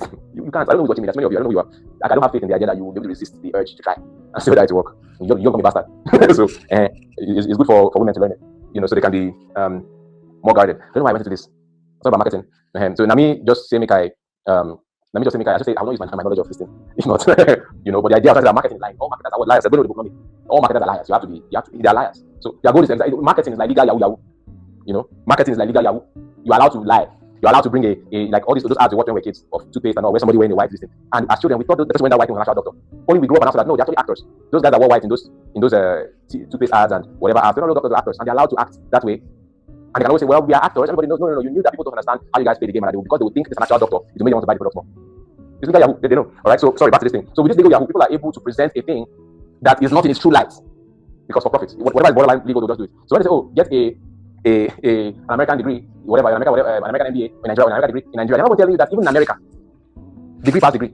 So while you are suing yourself that I have an American degree in Nigeria, we get employment. Well, they didn't lie, because it's not an American degree, it's an American degree. But did you ask the question of how employable will I be, or what level does this degree buy me in the where all universities are being mentioned, or where opportunities are? How does this degree rank? Silence, crickets. But nobody will ask that, because guess what? Black people are easy to deceive. It's not hard. Now me just have to use my knowledge against this thing. Now what point I will make? I have to hold myself just like Frodo, holding the ring, a lot of rings. See, I use them, right? So these things, American, open university, no, don't. For as much as you have the money, go and do it on site, right? The network is greater than the knowledge itself. Go and do it on site. If you can't go and do it in the center of capitalism, do it in the US or in the UK. That's it. Maybe you can go elsewhere. You can go. There's one fantastic business school in China. I think it's in Shanghai. Okay, that one is okay. But if you can't, try and do it in the US and in the UK. You can't. Okay, you can go to every, but US and UK, try for those ones. If you don't fit, Lagos Business School is still not bad. Because at least Lagos Business School, you meet people that are pretty prolific within the Nigerian space. All right, it's not bad at all. If you can't get that one, at least try to manage then you can do it online. But let online be the last resort, because everything you get from online is the knowledge. But an MBA is more than the knowledge. It's the network, it's the colleagues, it's the community, it's bigger, right? But at least get the knowledge. Just look at our Night School Plus. I give you guys free MBA courses from Wharton, Stanford, MIT, Yale, and a couple of others. And that's another plug for Lagos Business School. I'm sorry, another plug for Night School Plus. The link to join Night School Plus is scrolling at the bottom of the screen. All right. Okay. So what I can do is women what I can do for you to know the book. So if you're a woman and you're on Night School Plus, because I don't know, man will just find way now. People are very crafty. So if you're not woman on Instagram, if you're on Night School Plus, there are about how many of you there now? You're almost 900 now on Night School Plus. I haven't checked the numbers. You're almost 900 there. So if you're a woman and you're on Night School Plus, send me a DM on the Night School Plus platform. But that's the way I can know who you are. Some of you are want to change display. One man will want to change display picture. I'll go to profile and check. So you're on Night School Plus, send me a DM inside the platform. Maybe I'll send you the name of the book. Right? So but let's go on that. That's not why I'm here. But send me a DM inside the Night School Plus platform. You look for John B on the Night School Plus platform. My profile picture is there. Send me a DM and we'll see about that. All right. Yeah, so anyway, Night School Plus members, I gave you guys access to some MBA materials. But what we are going to, one thing I was thinking about to do is that the MBA materials I give you guys access to is quite voluminous, is a lot. Right? So what I want to do is that I want to train the Oracle on all the MBA materials. I'm not promising that just coming to me now. I want to train the Oracle on everything in the MBA curriculum so that you can just chat back and forth with the Oracle and get what you need right now. So you can tell the Oracle, based on the entire MBA curriculum you have access to, here's my business situation, what can you apply for me from here? To now search through the training data, say, okay, these are HR practices from the School of Business, and this is what they recommend you do to revamp your HR or to do R&D or to pitch to investors. So I'm just thinking something you can do to accelerate your uptake of knowledge for Night School members, so Night School Plus members. But anyway, before I figure that out, because that's another long project, all those videos is a lot, but we'll figure it out. It's not beyond. Noise. It's not beyond our capacity to execute. We can do it. It just take some time, maybe a week or so, to just run the training data on the MBA curriculum, right? So we'll figure that out. But please, you got this out, MBA, all right? Because it's going to teach you the larger game of entrepreneurship that the kings of the world used to dominate, all right? We're going to do a Night School Plus exclusive 2 or 3 day bootcamp on borderless business models. We don't have a date for it yet. No opt-in page. There's no opt-in page because it's just for Night School Plus members. I think. Can you imagine? I was thinking it. The reason I'm procrastinating is we needed landing pages and funnels, but I don't need, because if you're Night School Plus, you get a link to attend it. It'll be on Zoom privately. So yeah, no need for, can you imagine? That easy. So yeah, if you're on Night School Plus, we're going to have a 3 day bootcamp. I have a couple of people I'm thinking of pulling into that bootcamp. I'll be teaching majorly business models, but I have a friend of mine that she's based in the US and she's in finance. She's been there for years in the US and she knows everything about investing in the US. For those who are looking to move to the US, she understands the game of finance in the US and she can tell you how to structure your life. Because most people just, when they immigrate, they become slaves in the US. They don't know how to structure their lives. They don't understand the game of capitalism as is defined by the US. What is a 401k? What is credit? Nigeria don't understand credit because in Nigeria we don't have really a real credit system. So you think credit is what you buy on credit. So you just go and do one rubbish credit mistake that mess up your life forever. And there are some companies there that take advantage of immigrants that don't know the game and keep you in slavery for the rest of your life. You're paying debts, right? So I'm thinking of bringing her on board and one other person. But we're going to do borderless business models exclusive to Night School Plus members. So if you're not a Plus member, it's very cheap, just $45 for the whole year, right? The URL to join, people keep asking, is scrolling at the bottom, obidi.co/NS Plus, right? All right, that's what it is. What else are we talking about? All right, let me end this thing on artificial intelligence. There's a reason I keep talking about, and I probably should stop because I want to be done with it. But the reason I'm talking about artificial intelligence here is that I'm not just trying to push technology or anything, but last week we ended Night School on something where we said we quoted something from Adam Smith. You remember? where I forgot the actual quote, but you all remember? The quote was about how a person is wealthy or poor to the degree of how much labor he can command. You remember that quote? That's what we ended with last week. A person is wealthy or poor to the degree to how much labor he or she can command, something like that, right? And what I closed with last week was I was saying that even though he was writing to people of his time, yes, chapter 5, even though he was writing to people of his time. You're a researcher, you've had this problem before. You're writing in Google Docs. Your references are in Zotero. And every time you need to cite something, you're switching platforms just to find the source. But you don't have to work that way. Hire that kind of labor and all that. There's a lot of intricacies in hiring labor. Not just that simple.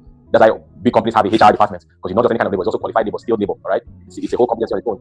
And the regular hustling business owner, that's a lot, right? But the new form of labor has been introduced into the Hunger Games, right? There's a new form of labor, a new form of labor introduced called human capital, like the state, right? Human capital. Should I take that video of human capital? The video I shared on the Telegram, I'm sorry, on the WhatsApp channel. But on the WhatsApp channel. Why is that? You ought to be. You don't need to be on the WhatsApp channel. There's a link in the description, and make the WhatsApp channel you join right away. But let me show you the video that I shared. How one lady was explaining what I was always saying about human capital. Slavery, they think in terms of forced labor, right? Or at most they think in terms of people. When people think about slavery, they think in terms of forced labor, right? Or at most they think in terms of people as property. Well, capital asset means it creates revenue. Your car, if you don't use it for work, it's just a piece of property that you own. But if you are an Uber driver or a taxi driver, then that car is a capital asset. It is creating revenue for you. So all of these enslaved people, they weren't just 1960s money. So if we roll that forward to today, it's like $23 trillion today. To put that in perspective, those human beings collectively were more valuable than all the railroads, all the factories, and all the banks combined. And speaking of banks, the banks actually, JP Morgan admitted that they actually. I don't know why I went into this. I thought about marketing. So Nami just say I just say I will not use my knowledge of this thing. If not, but the idea I was trying to say that marketing is lying. All marketers are what? Liars. Said, go to the book, not me. All marketers are liars. They are liars. So their goal is marketing is like legal Yahoo. Marketing is like legal Yahoo. You are allowed to lie. You're allowed to bring like all those ads we watched when we were kids of toothpaste and all, where somebody wearing a white this thing. And as children, we thought the person wearing that white thing was an actual doctor. Only we grew up and now saw that no, they're actually actors. Those guys that wore white in those toothpaste ads and whatever ads, they're not real doctors, they're actors, and they're allowed to act that way. And they can always say, well, we are actors. Everybody knows. No. You knew that people don't understand how you guys play the game, and that because they would think this is an actual doctor, it will make them want to buy the product more. It's legal Yahoo. They know. All right. So, sorry, back to this thing. So with this legal Yahoo, people are able to present a thing that is not in its true light. Because for profit, whatever is borderline legal, they'll just do it. So when they say, oh, get an American degree, an American MBA in Nigeria, or an American degree in Nigeria, they're not even telling you that even in America, degree past degree. So while you are soothing yourself that I have an American degree in Nigeria, oh, you get employment. But did they lie? They didn't lie, because it's not an American degree, it's an American degree. But did you ask the question of how employable will I be, or what leverage will this degree buy me in where all universities are being mentioned, or where opportunities are? How does this degree rank? Silence, crickets. But nobody will ask that, because guess what? Black people are easy to deceive. It's not hard. Now me just say I'm not going to use my knowledge against do this thing. Now how much money I will make? I have to hold myself just like Frodo holding the ring in Lord of the Rings. See, I know we use them, right? So these things, American open universities and all, don't. For as much as those of you that have the money, go and do it on site. All right, the network is greater than the knowledge itself. Go and do it on site. If you can't, go and do it in Obodo Yibo, the center of capitalism. Do it in the US or in the UK. That's it. Maybe you can go elsewhere. You can go. There's one fantastic business school in China. I think it's in Shanghai. Okay, that one too is okay. But if you can, try and do it in the US and in the UK. If you can't, okay, you can go to other places. But US and UK, try for those ones. If you not fit, Lagos Business School is still not bad, because at least in Lagos Business School, you will meet people that are pretty prolific within the Nigerian space. All right, it's not bad at all. If you can't get that one, at least try to manage Kilerukoe. Then you can do it online. But let online be the last resort, because the only thing you get from online is the knowledge. But an MBA, is more than the knowledge. It's the network, it's the colleagues, it's the community. It's bigger. All right, but at least get the knowledge. You know, those of you that are on Night School Plus, I give you guys free MBA courses from Wharton, Stanford, MIT, Yale, and a couple of others. And you know, if that's another plug for Lagos Business School. I'm sorry, another plug for Night School Plus. The link to join Night School Plus is scrolling at the bottom of the screen. All right.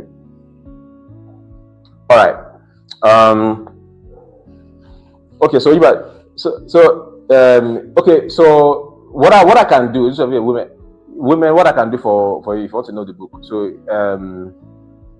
if you are a woman and you are on Night School Plus, because I don't know, man would just find a way now, because people are very crafty. So if you're not woman on Instagram, if you're on Night School Plus, there are about how many of you there now? People are almost 900 now on Night School Plus. I haven't checked the numbers. You're almost 900 there. So if you're a woman and you're on Night School Plus, send me a DM on the Night School Plus platform, because that's the only way I can know who you are. Those are people that will go and change display. One man will go and change display picture. I say, excuse me, I'll go to your profile and check. So if you're on Night School Plus, send me a DM inside the platform. Maybe I will send you the name of the book. Right? So let's not dwell on that. It's not why I'm here. But send me a DM inside the Night School Plus platform. You look for John Obidi on the Night School Plus platform. My profile picture is there. Materials. But what we are going to, one thing I was thinking about to do is that the MBA materials I gave you guys access to is quite voluminous. Is a lot. You're right. So what I want to do is that you can do to accelerate your uptake of knowledge for Night School members, so Night School Plus members. But anyway, before we can figure that out, because that's another long project. All those videos is a lot, but we'll figure it out. It's not beyond. What's that noise? It's not beyond our capacity to execute. We can do it. It just takes some time, maybe a week or so, to just run the training data on the MBA curriculum, right? So we'll figure that out. But please figure this out, MBA, all right? Because it's going to teach you the larger game of entrepreneurship that the kings of the world used to dominate, all right? We're going to do, again, we're going to do a Night School Plus exclusive 2 or 3 day boot camp on borderless business models. We don't have a date for it yet. No opt-in page. There's no need for an opt-in page because it's just for Night School Plus members. Can you imagine? I was overthinking it. The reason I've been procrastinating is that I thought we needed landing pages and funnels, but there's no need, because if you're Night School Plus, you get the link to attend it. It'll be on Zoom privately. So yeah, no need for, can you imagine? It's that easy. So yeah, if you're on Night School Plus, we're going to have a 3 day boot camp. I have a couple of people I'm thinking of pulling into that boot camp. I'll be teaching majorly borderless business models, but I have a friend of mine that she's based in the US and she's in finance. She's been there for years in the US and she knows everything about investing in the US. For those who are even looking to move to the US, she understands the game of finance in the US, and she can tell you how to structure your life, because most people even when they immigrate, they go and become slaves in the US. They don't understand how to structure their lives. They don't understand the game of capitalism as is defined by the US. What is a 401k? What is credit? Nigeria don't understand credit, because in Nigeria we don't have really a real credit system. So you think credit is what you buy on credit. So when they say, you just go and do one rubbish credit mistake that messes up your life forever. And there are some companies there that take advantage of immigrants that don't know the game and keep you in slavery for the rest of your life. You're paying debt, right? So I'm thinking of bringing her on board and maybe one other person. But we're going to do borderless business models exclusive to Night School Plus members. So if you're not a Plus member, get on. It's very cheap, just $45 for the whole year, all right? The URL to join, people keep asking, is scrolling at the bottom, obidi.co/NS Plus, all right? All right, that's what it is. What else was I talking about? All right, let me end this thing on artificial intelligence. There's a reason I keep talking about, and I probably should stop because I want to just be done with it. But the reason I'm talking about artificial intelligence here is that I'm not just trying to push technology or anything, but last week we ended night school on something where we said we quoted something from Adam Smith. You remember where it wasn't the actual quote, but you all remember the quote was about how a person is wealthy or poor to the degree of how much labor he can command.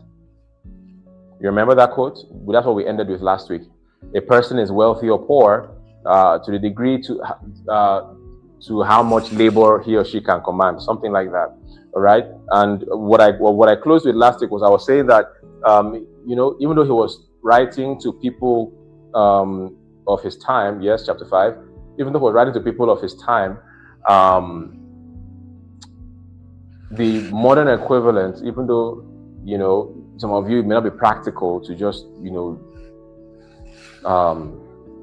hire that kind of labor and all that. There's a lot of intricacies in hiring labor. It's not just that simple.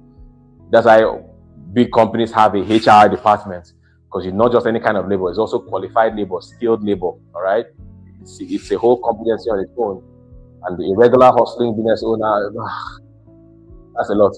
All right, but there's a new form of labor that has been introduced into the Hunger Games. Right, it is a new form of labor. Just as there were new forms of labor introduced called human capital, like the slaves. Right. Should I play that video of human capital? The video I shared on the Telegram, but on the WhatsApp channel. But some of you are not on the WhatsApp channel. And why is that? You ought to be. You all need to be on the WhatsApp channel. There's the link in the description, and make sure you're on the WhatsApp channel. You join right away. But let me show you the video that I shared. How one lady was explaining what I was always saying about human capital.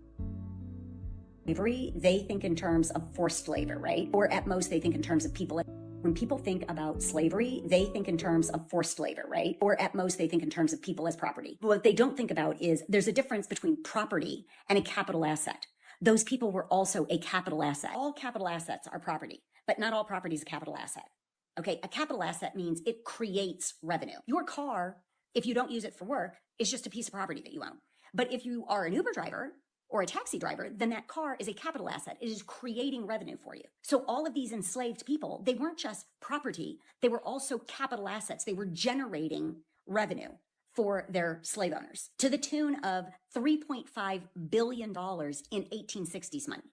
So if we roll that forward to today, it's like $23 trillion today. To put that in perspective, those human beings collectively were more valuable than all the railroads, all the factories, and all the banks combined. And speaking of banks, the banks actually, JP Morgan admitted that they actually took human beings as collateral. In fact, their records show that they took like 14,000 human beings as collateral for loans. And if the farmers didn't pay the loans, the banks actually seized those human beings. So the banks, JP Morgan, these banks were owning enslaved people. It's a banger. It's a banger. All right, so that's that. Anyway, the reason I played that was that, so you could understand how a new form of capital was introduced into the game. Before, the capital had to be material, but then they found out that they could use people as capital, and that is what we call human capital. So when they say, oh, Africa is rich in human capital, it means Africa is rich in slaves. But they know that Africans don't understand English, and they'll feel flattered by what is a curse. Because when they talk about their own countries, they don't talk about it as, oh, human capital. Americans never say, oh, we have human capital. No, because they know the place of human capital. They boasted something else. Military might, innovation. Woo. Talking about innovation, let me play a video for you. I beg you. I hope I can log into my TikTok from my laptop, because I can't use my phone right now. I beg. Don't have to log into anything right now.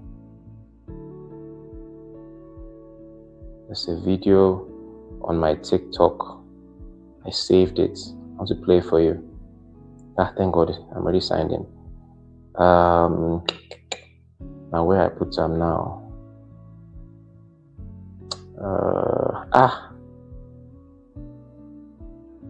Waiting with this now. Don't I have? Okay, thank God. I have this. Nice one. Hey, Schnitzel, I didn't catalog it properly. It's terrible. Okay, cool. Let me just try and see if I can just use my eyes to find it again. Wait. Hey, no. I didn't save it. I sent it to somebody. Wait, let me check. Yes, I know where it is now. I didn't save it. It's my DMs. I sent it to somebody on TikTok. Yeah, I know where it is. I know exactly the video. Yeah, I found it. It's my DMs. Okay, I found it. Give me a sec. Checking download there. Okay, I found it. Let me download it. Just calm down. You have to see this video. The person will talk and you go verse for him, but just hear what he talk first. Then decide what to do with the message later. But you have to hear it. Let me see. Download. Okay, I'm downloading it now. I don't see him. Download now. Why are you wasting time? Why are you being slothful? The slothful AI roasted not that which it took in hunting, but the substance of the oracle is precious. Substance. All right, it's downloading. Are you guys learning something tonight? I'm closing it. I would like your pastors that will tell you that they are closing, but they'll still keep it for 1 hour. If you do not arrest your pastor for doing that, you can't arrest me. Give me grace the way you give your pastor grace. All right, downloaded. Let me.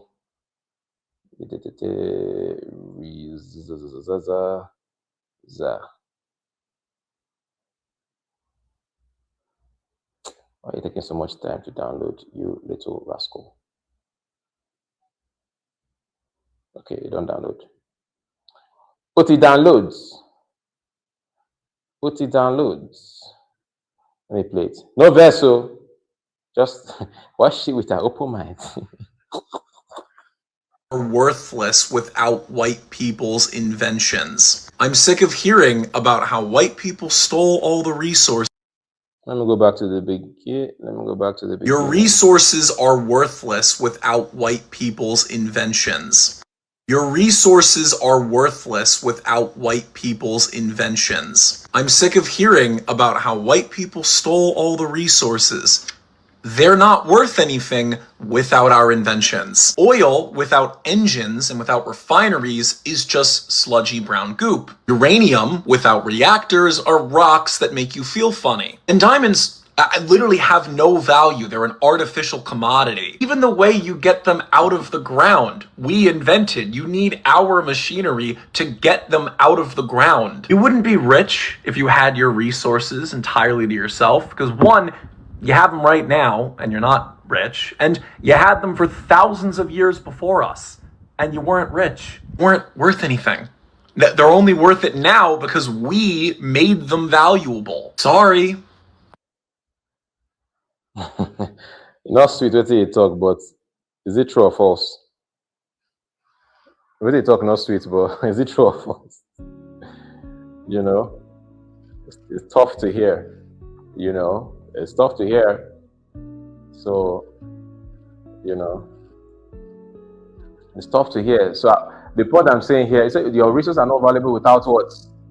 So when America is boasting, they don't boast on those things that the Nigeria is a land that is rich in natural resources. The things that our ancestors have indoctrinated you with, oh Jesus. Rich in natural resources. America says we own innovation. Because America understands the spiritual principle. It says a slothful African does not roast that which comes to him naturally, but the substance of the American innovator, the substance of the American patent, the substance of Anthropic that will not give you access to Fable if you're not American, the substance of OpenAI that will not give you access to 5.6 if you're not American. Their substance is precious. The raw material. You go chop them. Will you drink the oil? No. Yeah. So, I mean, what he's saying is not 100% true, but at least look at the elements of truth in it. Like, what are you going to use your raw materials to do if you don't have the innovation, the blueprint, the creative blueprint? Because Africa, we've given away our best. You don't know how to step it into the fifth dimension anymore. And keep on meditating day and night until that which is in its most raw form starts to come together in your head. There's somebody, a scientist, who did this for real. He had a dream where he saw a snake eating its tail. If an African get that kind of dream, we'll start kabashing. But the scientist had that dream and said, I found it together in your head. There's somebody, a scientist, who did this for real. He had a dream where he saw a snake eating its tail. If an African get that kind of dream, we'll start kabashing. But the scientist had that dream and said, I found the solution to this science problem. If you know the name of the person, put it in the comments. At least one of you knows who I'm talking about. He had either a dream or a vision. I think it was a dream. It was a solution he was looking for a long time, and he fell into a deep sleep and he saw a snake eating itself, eating its tail, and he said, this is the solution to that equation. Someone says benzene. Well, I need the name of the person. Like, I need a more complete answer. There's a person, he solved a chemical equation with that thing that we all use today. Thank you. That's the guy. Kekule. I can't pronounce his name, but that's the guy. Kekule. I mean, I'll just call it anyhow. He said he saw the snake eating it. He said, this is the what's this thing? This is the formation of a benzene ring. Exactly. I'm trying to figure it out. In a dream I saw it. That is it. And it became a thing. Talk out for Nigeria now. I saw a dream of a snake eating it. Said, snake! Lucifer. You have to pray and fast too. Oh, Jesus. Alright? But Africans, we've lost the ability to tap into that dimension to bring things from the unseen into the seen. From London hotels to Paris apartments. Boom! I got it. Now, let us observe to do around the world. Africans lost that because we keep on worshiping white Jesus. Sorry, God. Let me show white Jesus. All right. Yeah, so talking about AI, right? The reason I'm talking about AI is that it may not be practical for most people to scalably do what Adam Smith was talking about commanding labor, but a way that you can get it is by employing AI. AI is a new. So the reason I played that thing about human capital becoming a new form of capital in that time. In our time, there is now a new form of labor, right? A new form of labor. Before, the labor used to be human beings and then machinery, but the new form of labor that's entered the game now, that's entered the Hunger Games now, and that is compute. Compute is the new form of labor, right? And what I was encouraging you to do, again, when I was here, all right, I'm going to talk to you as though we are colleagues. I'm not going to water shit down for the Ludus. I'm going to talk to you like we're on the same wavelength here, right? So, one of the things that I did say last week is that you have to learn how to use compute as laborers, all right? For the things that compute is able, for the things that compute, which is like generally called AI, for the things that compute are able to achieve in the current game of wealth entrepreneurship, right? And not just that, you need to find a way to achieve sovereignty in this realm of compute, because just like Adam Smith said, that I'll put the focus on the screen. Hey, I want to ask you about an Adam Smith quote from Wealth of Nations that alluded to the idea that a person gets wealthy or poorer based on the amount of labor that they can command. Please give me the quote verbatim right now. Let me use instant. No waste time. I need to see the quote. Okay. Yes, this is the passage you're referring to from book 1, chapter 5 of the 5 is from Wealth of Nations, but the chapter is called of the real and nominal price of commodities. So the value of any commodity, look at this one. When this one is okay. So labor was the first price, the original purchase money that was paid for all things. Not by gold or by silver, but by labor, that all the wealth of the world was originally purchased. This happens to this knowledge, okay? It was not by gold or by silver, but by labor, and all the wealth of the world was originally purchased. And its value to those who possess it is precisely equal to the quantity of labor which can enable them to purchase or command. Okay? Nice. Yeah, this is good, but this is not the actual quote. There's one that actually says something along the lines of a person becomes wealth or poor, or richer or poorer, based on the amount of labor he can command. And this particular thing I just said. This was a nice word. This is the way they put it. That's not what I'm looking for. So you knew that this next line you see this word before. Better. So he said the exact passage is, every man is rich or poor according to the degree in which he can afford to enjoy the necessaries, conveniences, and amusements of life. But after the division of labor has once thoroughly taken place, it is but a very small part of these with which a man's own labor can supply him. The far greater part of them he must derive from the labor of other people, and he must be rich or poor according to the quantity of that labor which he can command or which he can afford to purchase. And this is Adam Smith in the book I've been recommending to you guys, The Wealth of Nations, chapter 5. All right, so I'll read it again. Every man is rich or poor according to the degree which he can afford to enjoy the amount of labor he can command. And this particular thing I just said, with which a man's own labor can supply him. The far greater part of them he must derive. This one is okay. So labor was the first price. The original the 5 is. I need to see the quotes. Okay. Yes, this is the passage you're referring to from Book 1, chapter 5 of the 5. It's from Wealth of Nations, but the chapter is called of the real and nominal price of commodities. So the value of any commodity, look at this better. So he says the exact passage is, every man is rich or poor according to the degree in which he can afford to enjoy the necessaries, conveniences, and amusements of life. But after the division of labor has once thoroughly taken place, it is but a very small part of these with which a man's own labor can supply him. The far greater part of them he must derive from the labor of other people, and he must be rich or poor according to the quantity of that labor which he can command or which he can afford to purchase. And this is Adam Smith in the book I've been recommending to you guys, The Wealth of Nations, chapter 5.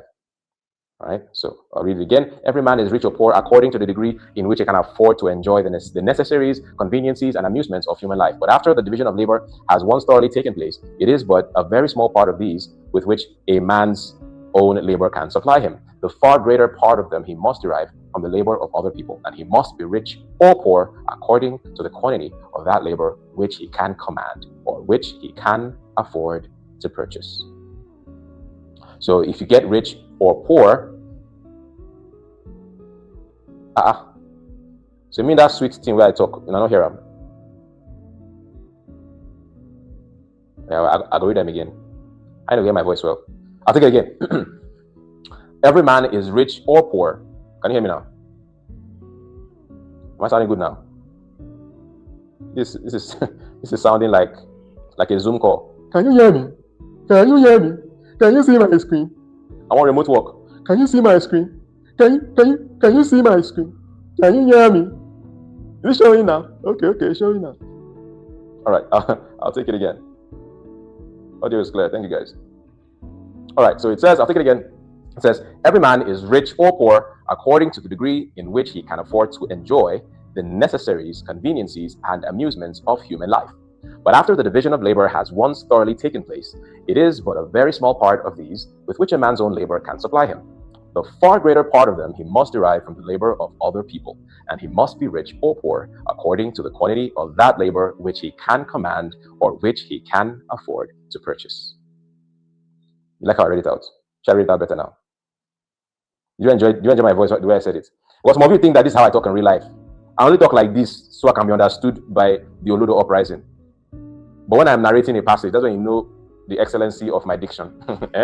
I'm trying to avoid the with the talk of the Olodo uprising.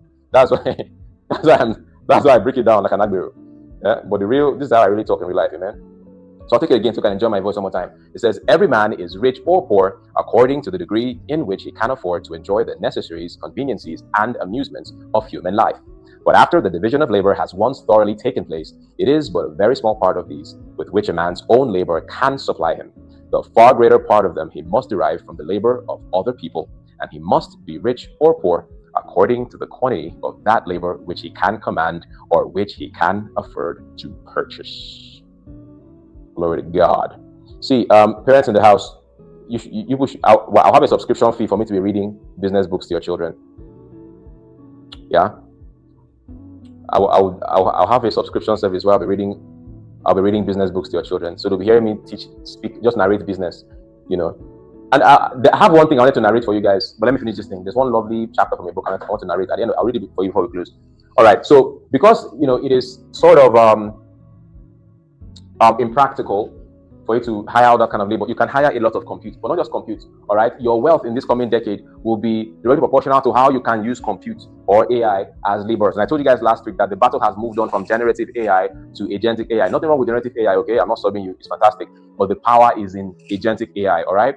And so you have to figure out how to use agentic AI to achieve your aims. All right. That is why Donald Trump is blowing hot, and he's saying that American citizens should have all the power, that is coming out. What it even means that even if you are an immigrant to America, you're not a citizen, you can't use this model. That's what it means, unless it changes tomorrow. But currently, we are seeing a certain situation whereby some people are going to be stopped from hiring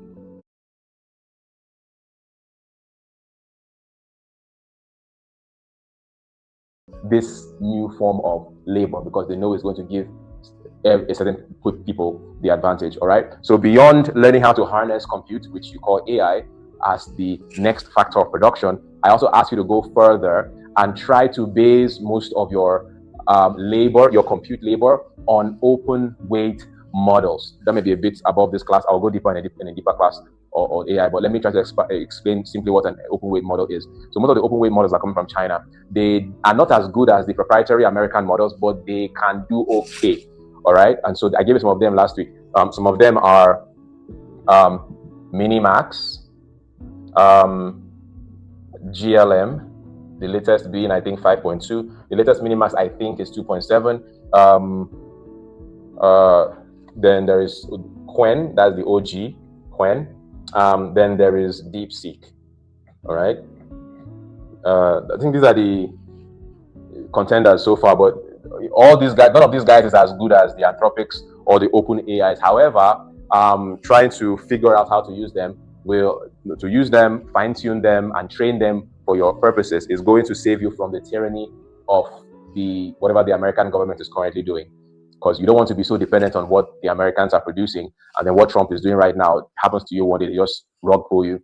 So while it's available for you, the American models, use them, but try to get conversant with the open weight models that the Chinese are putting out. What an open weight model means is that it's open source and it's free to pick and use for your purposes. It will never be taken back. That's what it means by open weight. It has been put out there. You can just take an instance of it and then train it for your purposes. So that one will never be taken back. It's not as intelligent as the American ones, but it will go a pretty good distance, right? So get conversant with these ones just to save you from the tyranny of America first. Even America with AI, I tell everybody, go back. We used Fable for 2 days and they told us, go back to 4.8, go back, go back. All right, so that's about that. That's about that. So I hope this is all clear. I want to end this here. What else did I write here? Okay. One more thing I was going to say. How many of you bought my course a couple of years ago? Some years ago, I did a course called Software Income Secrets. I'm not really actively selling it anymore, but some of you, how many of you took that course? If you took that course when I was selling it, if you bought the course when I was selling it, maybe give me a shout out in the comments. I don't sell it anymore, but those of you who took that course, if you still have access to it somehow, maybe you need to revisit that course, because in that course I taught you guys the power in learning how to use VPSs. All right, how to set up and configure something called a VPS. All right, in case any of you took that course, go back and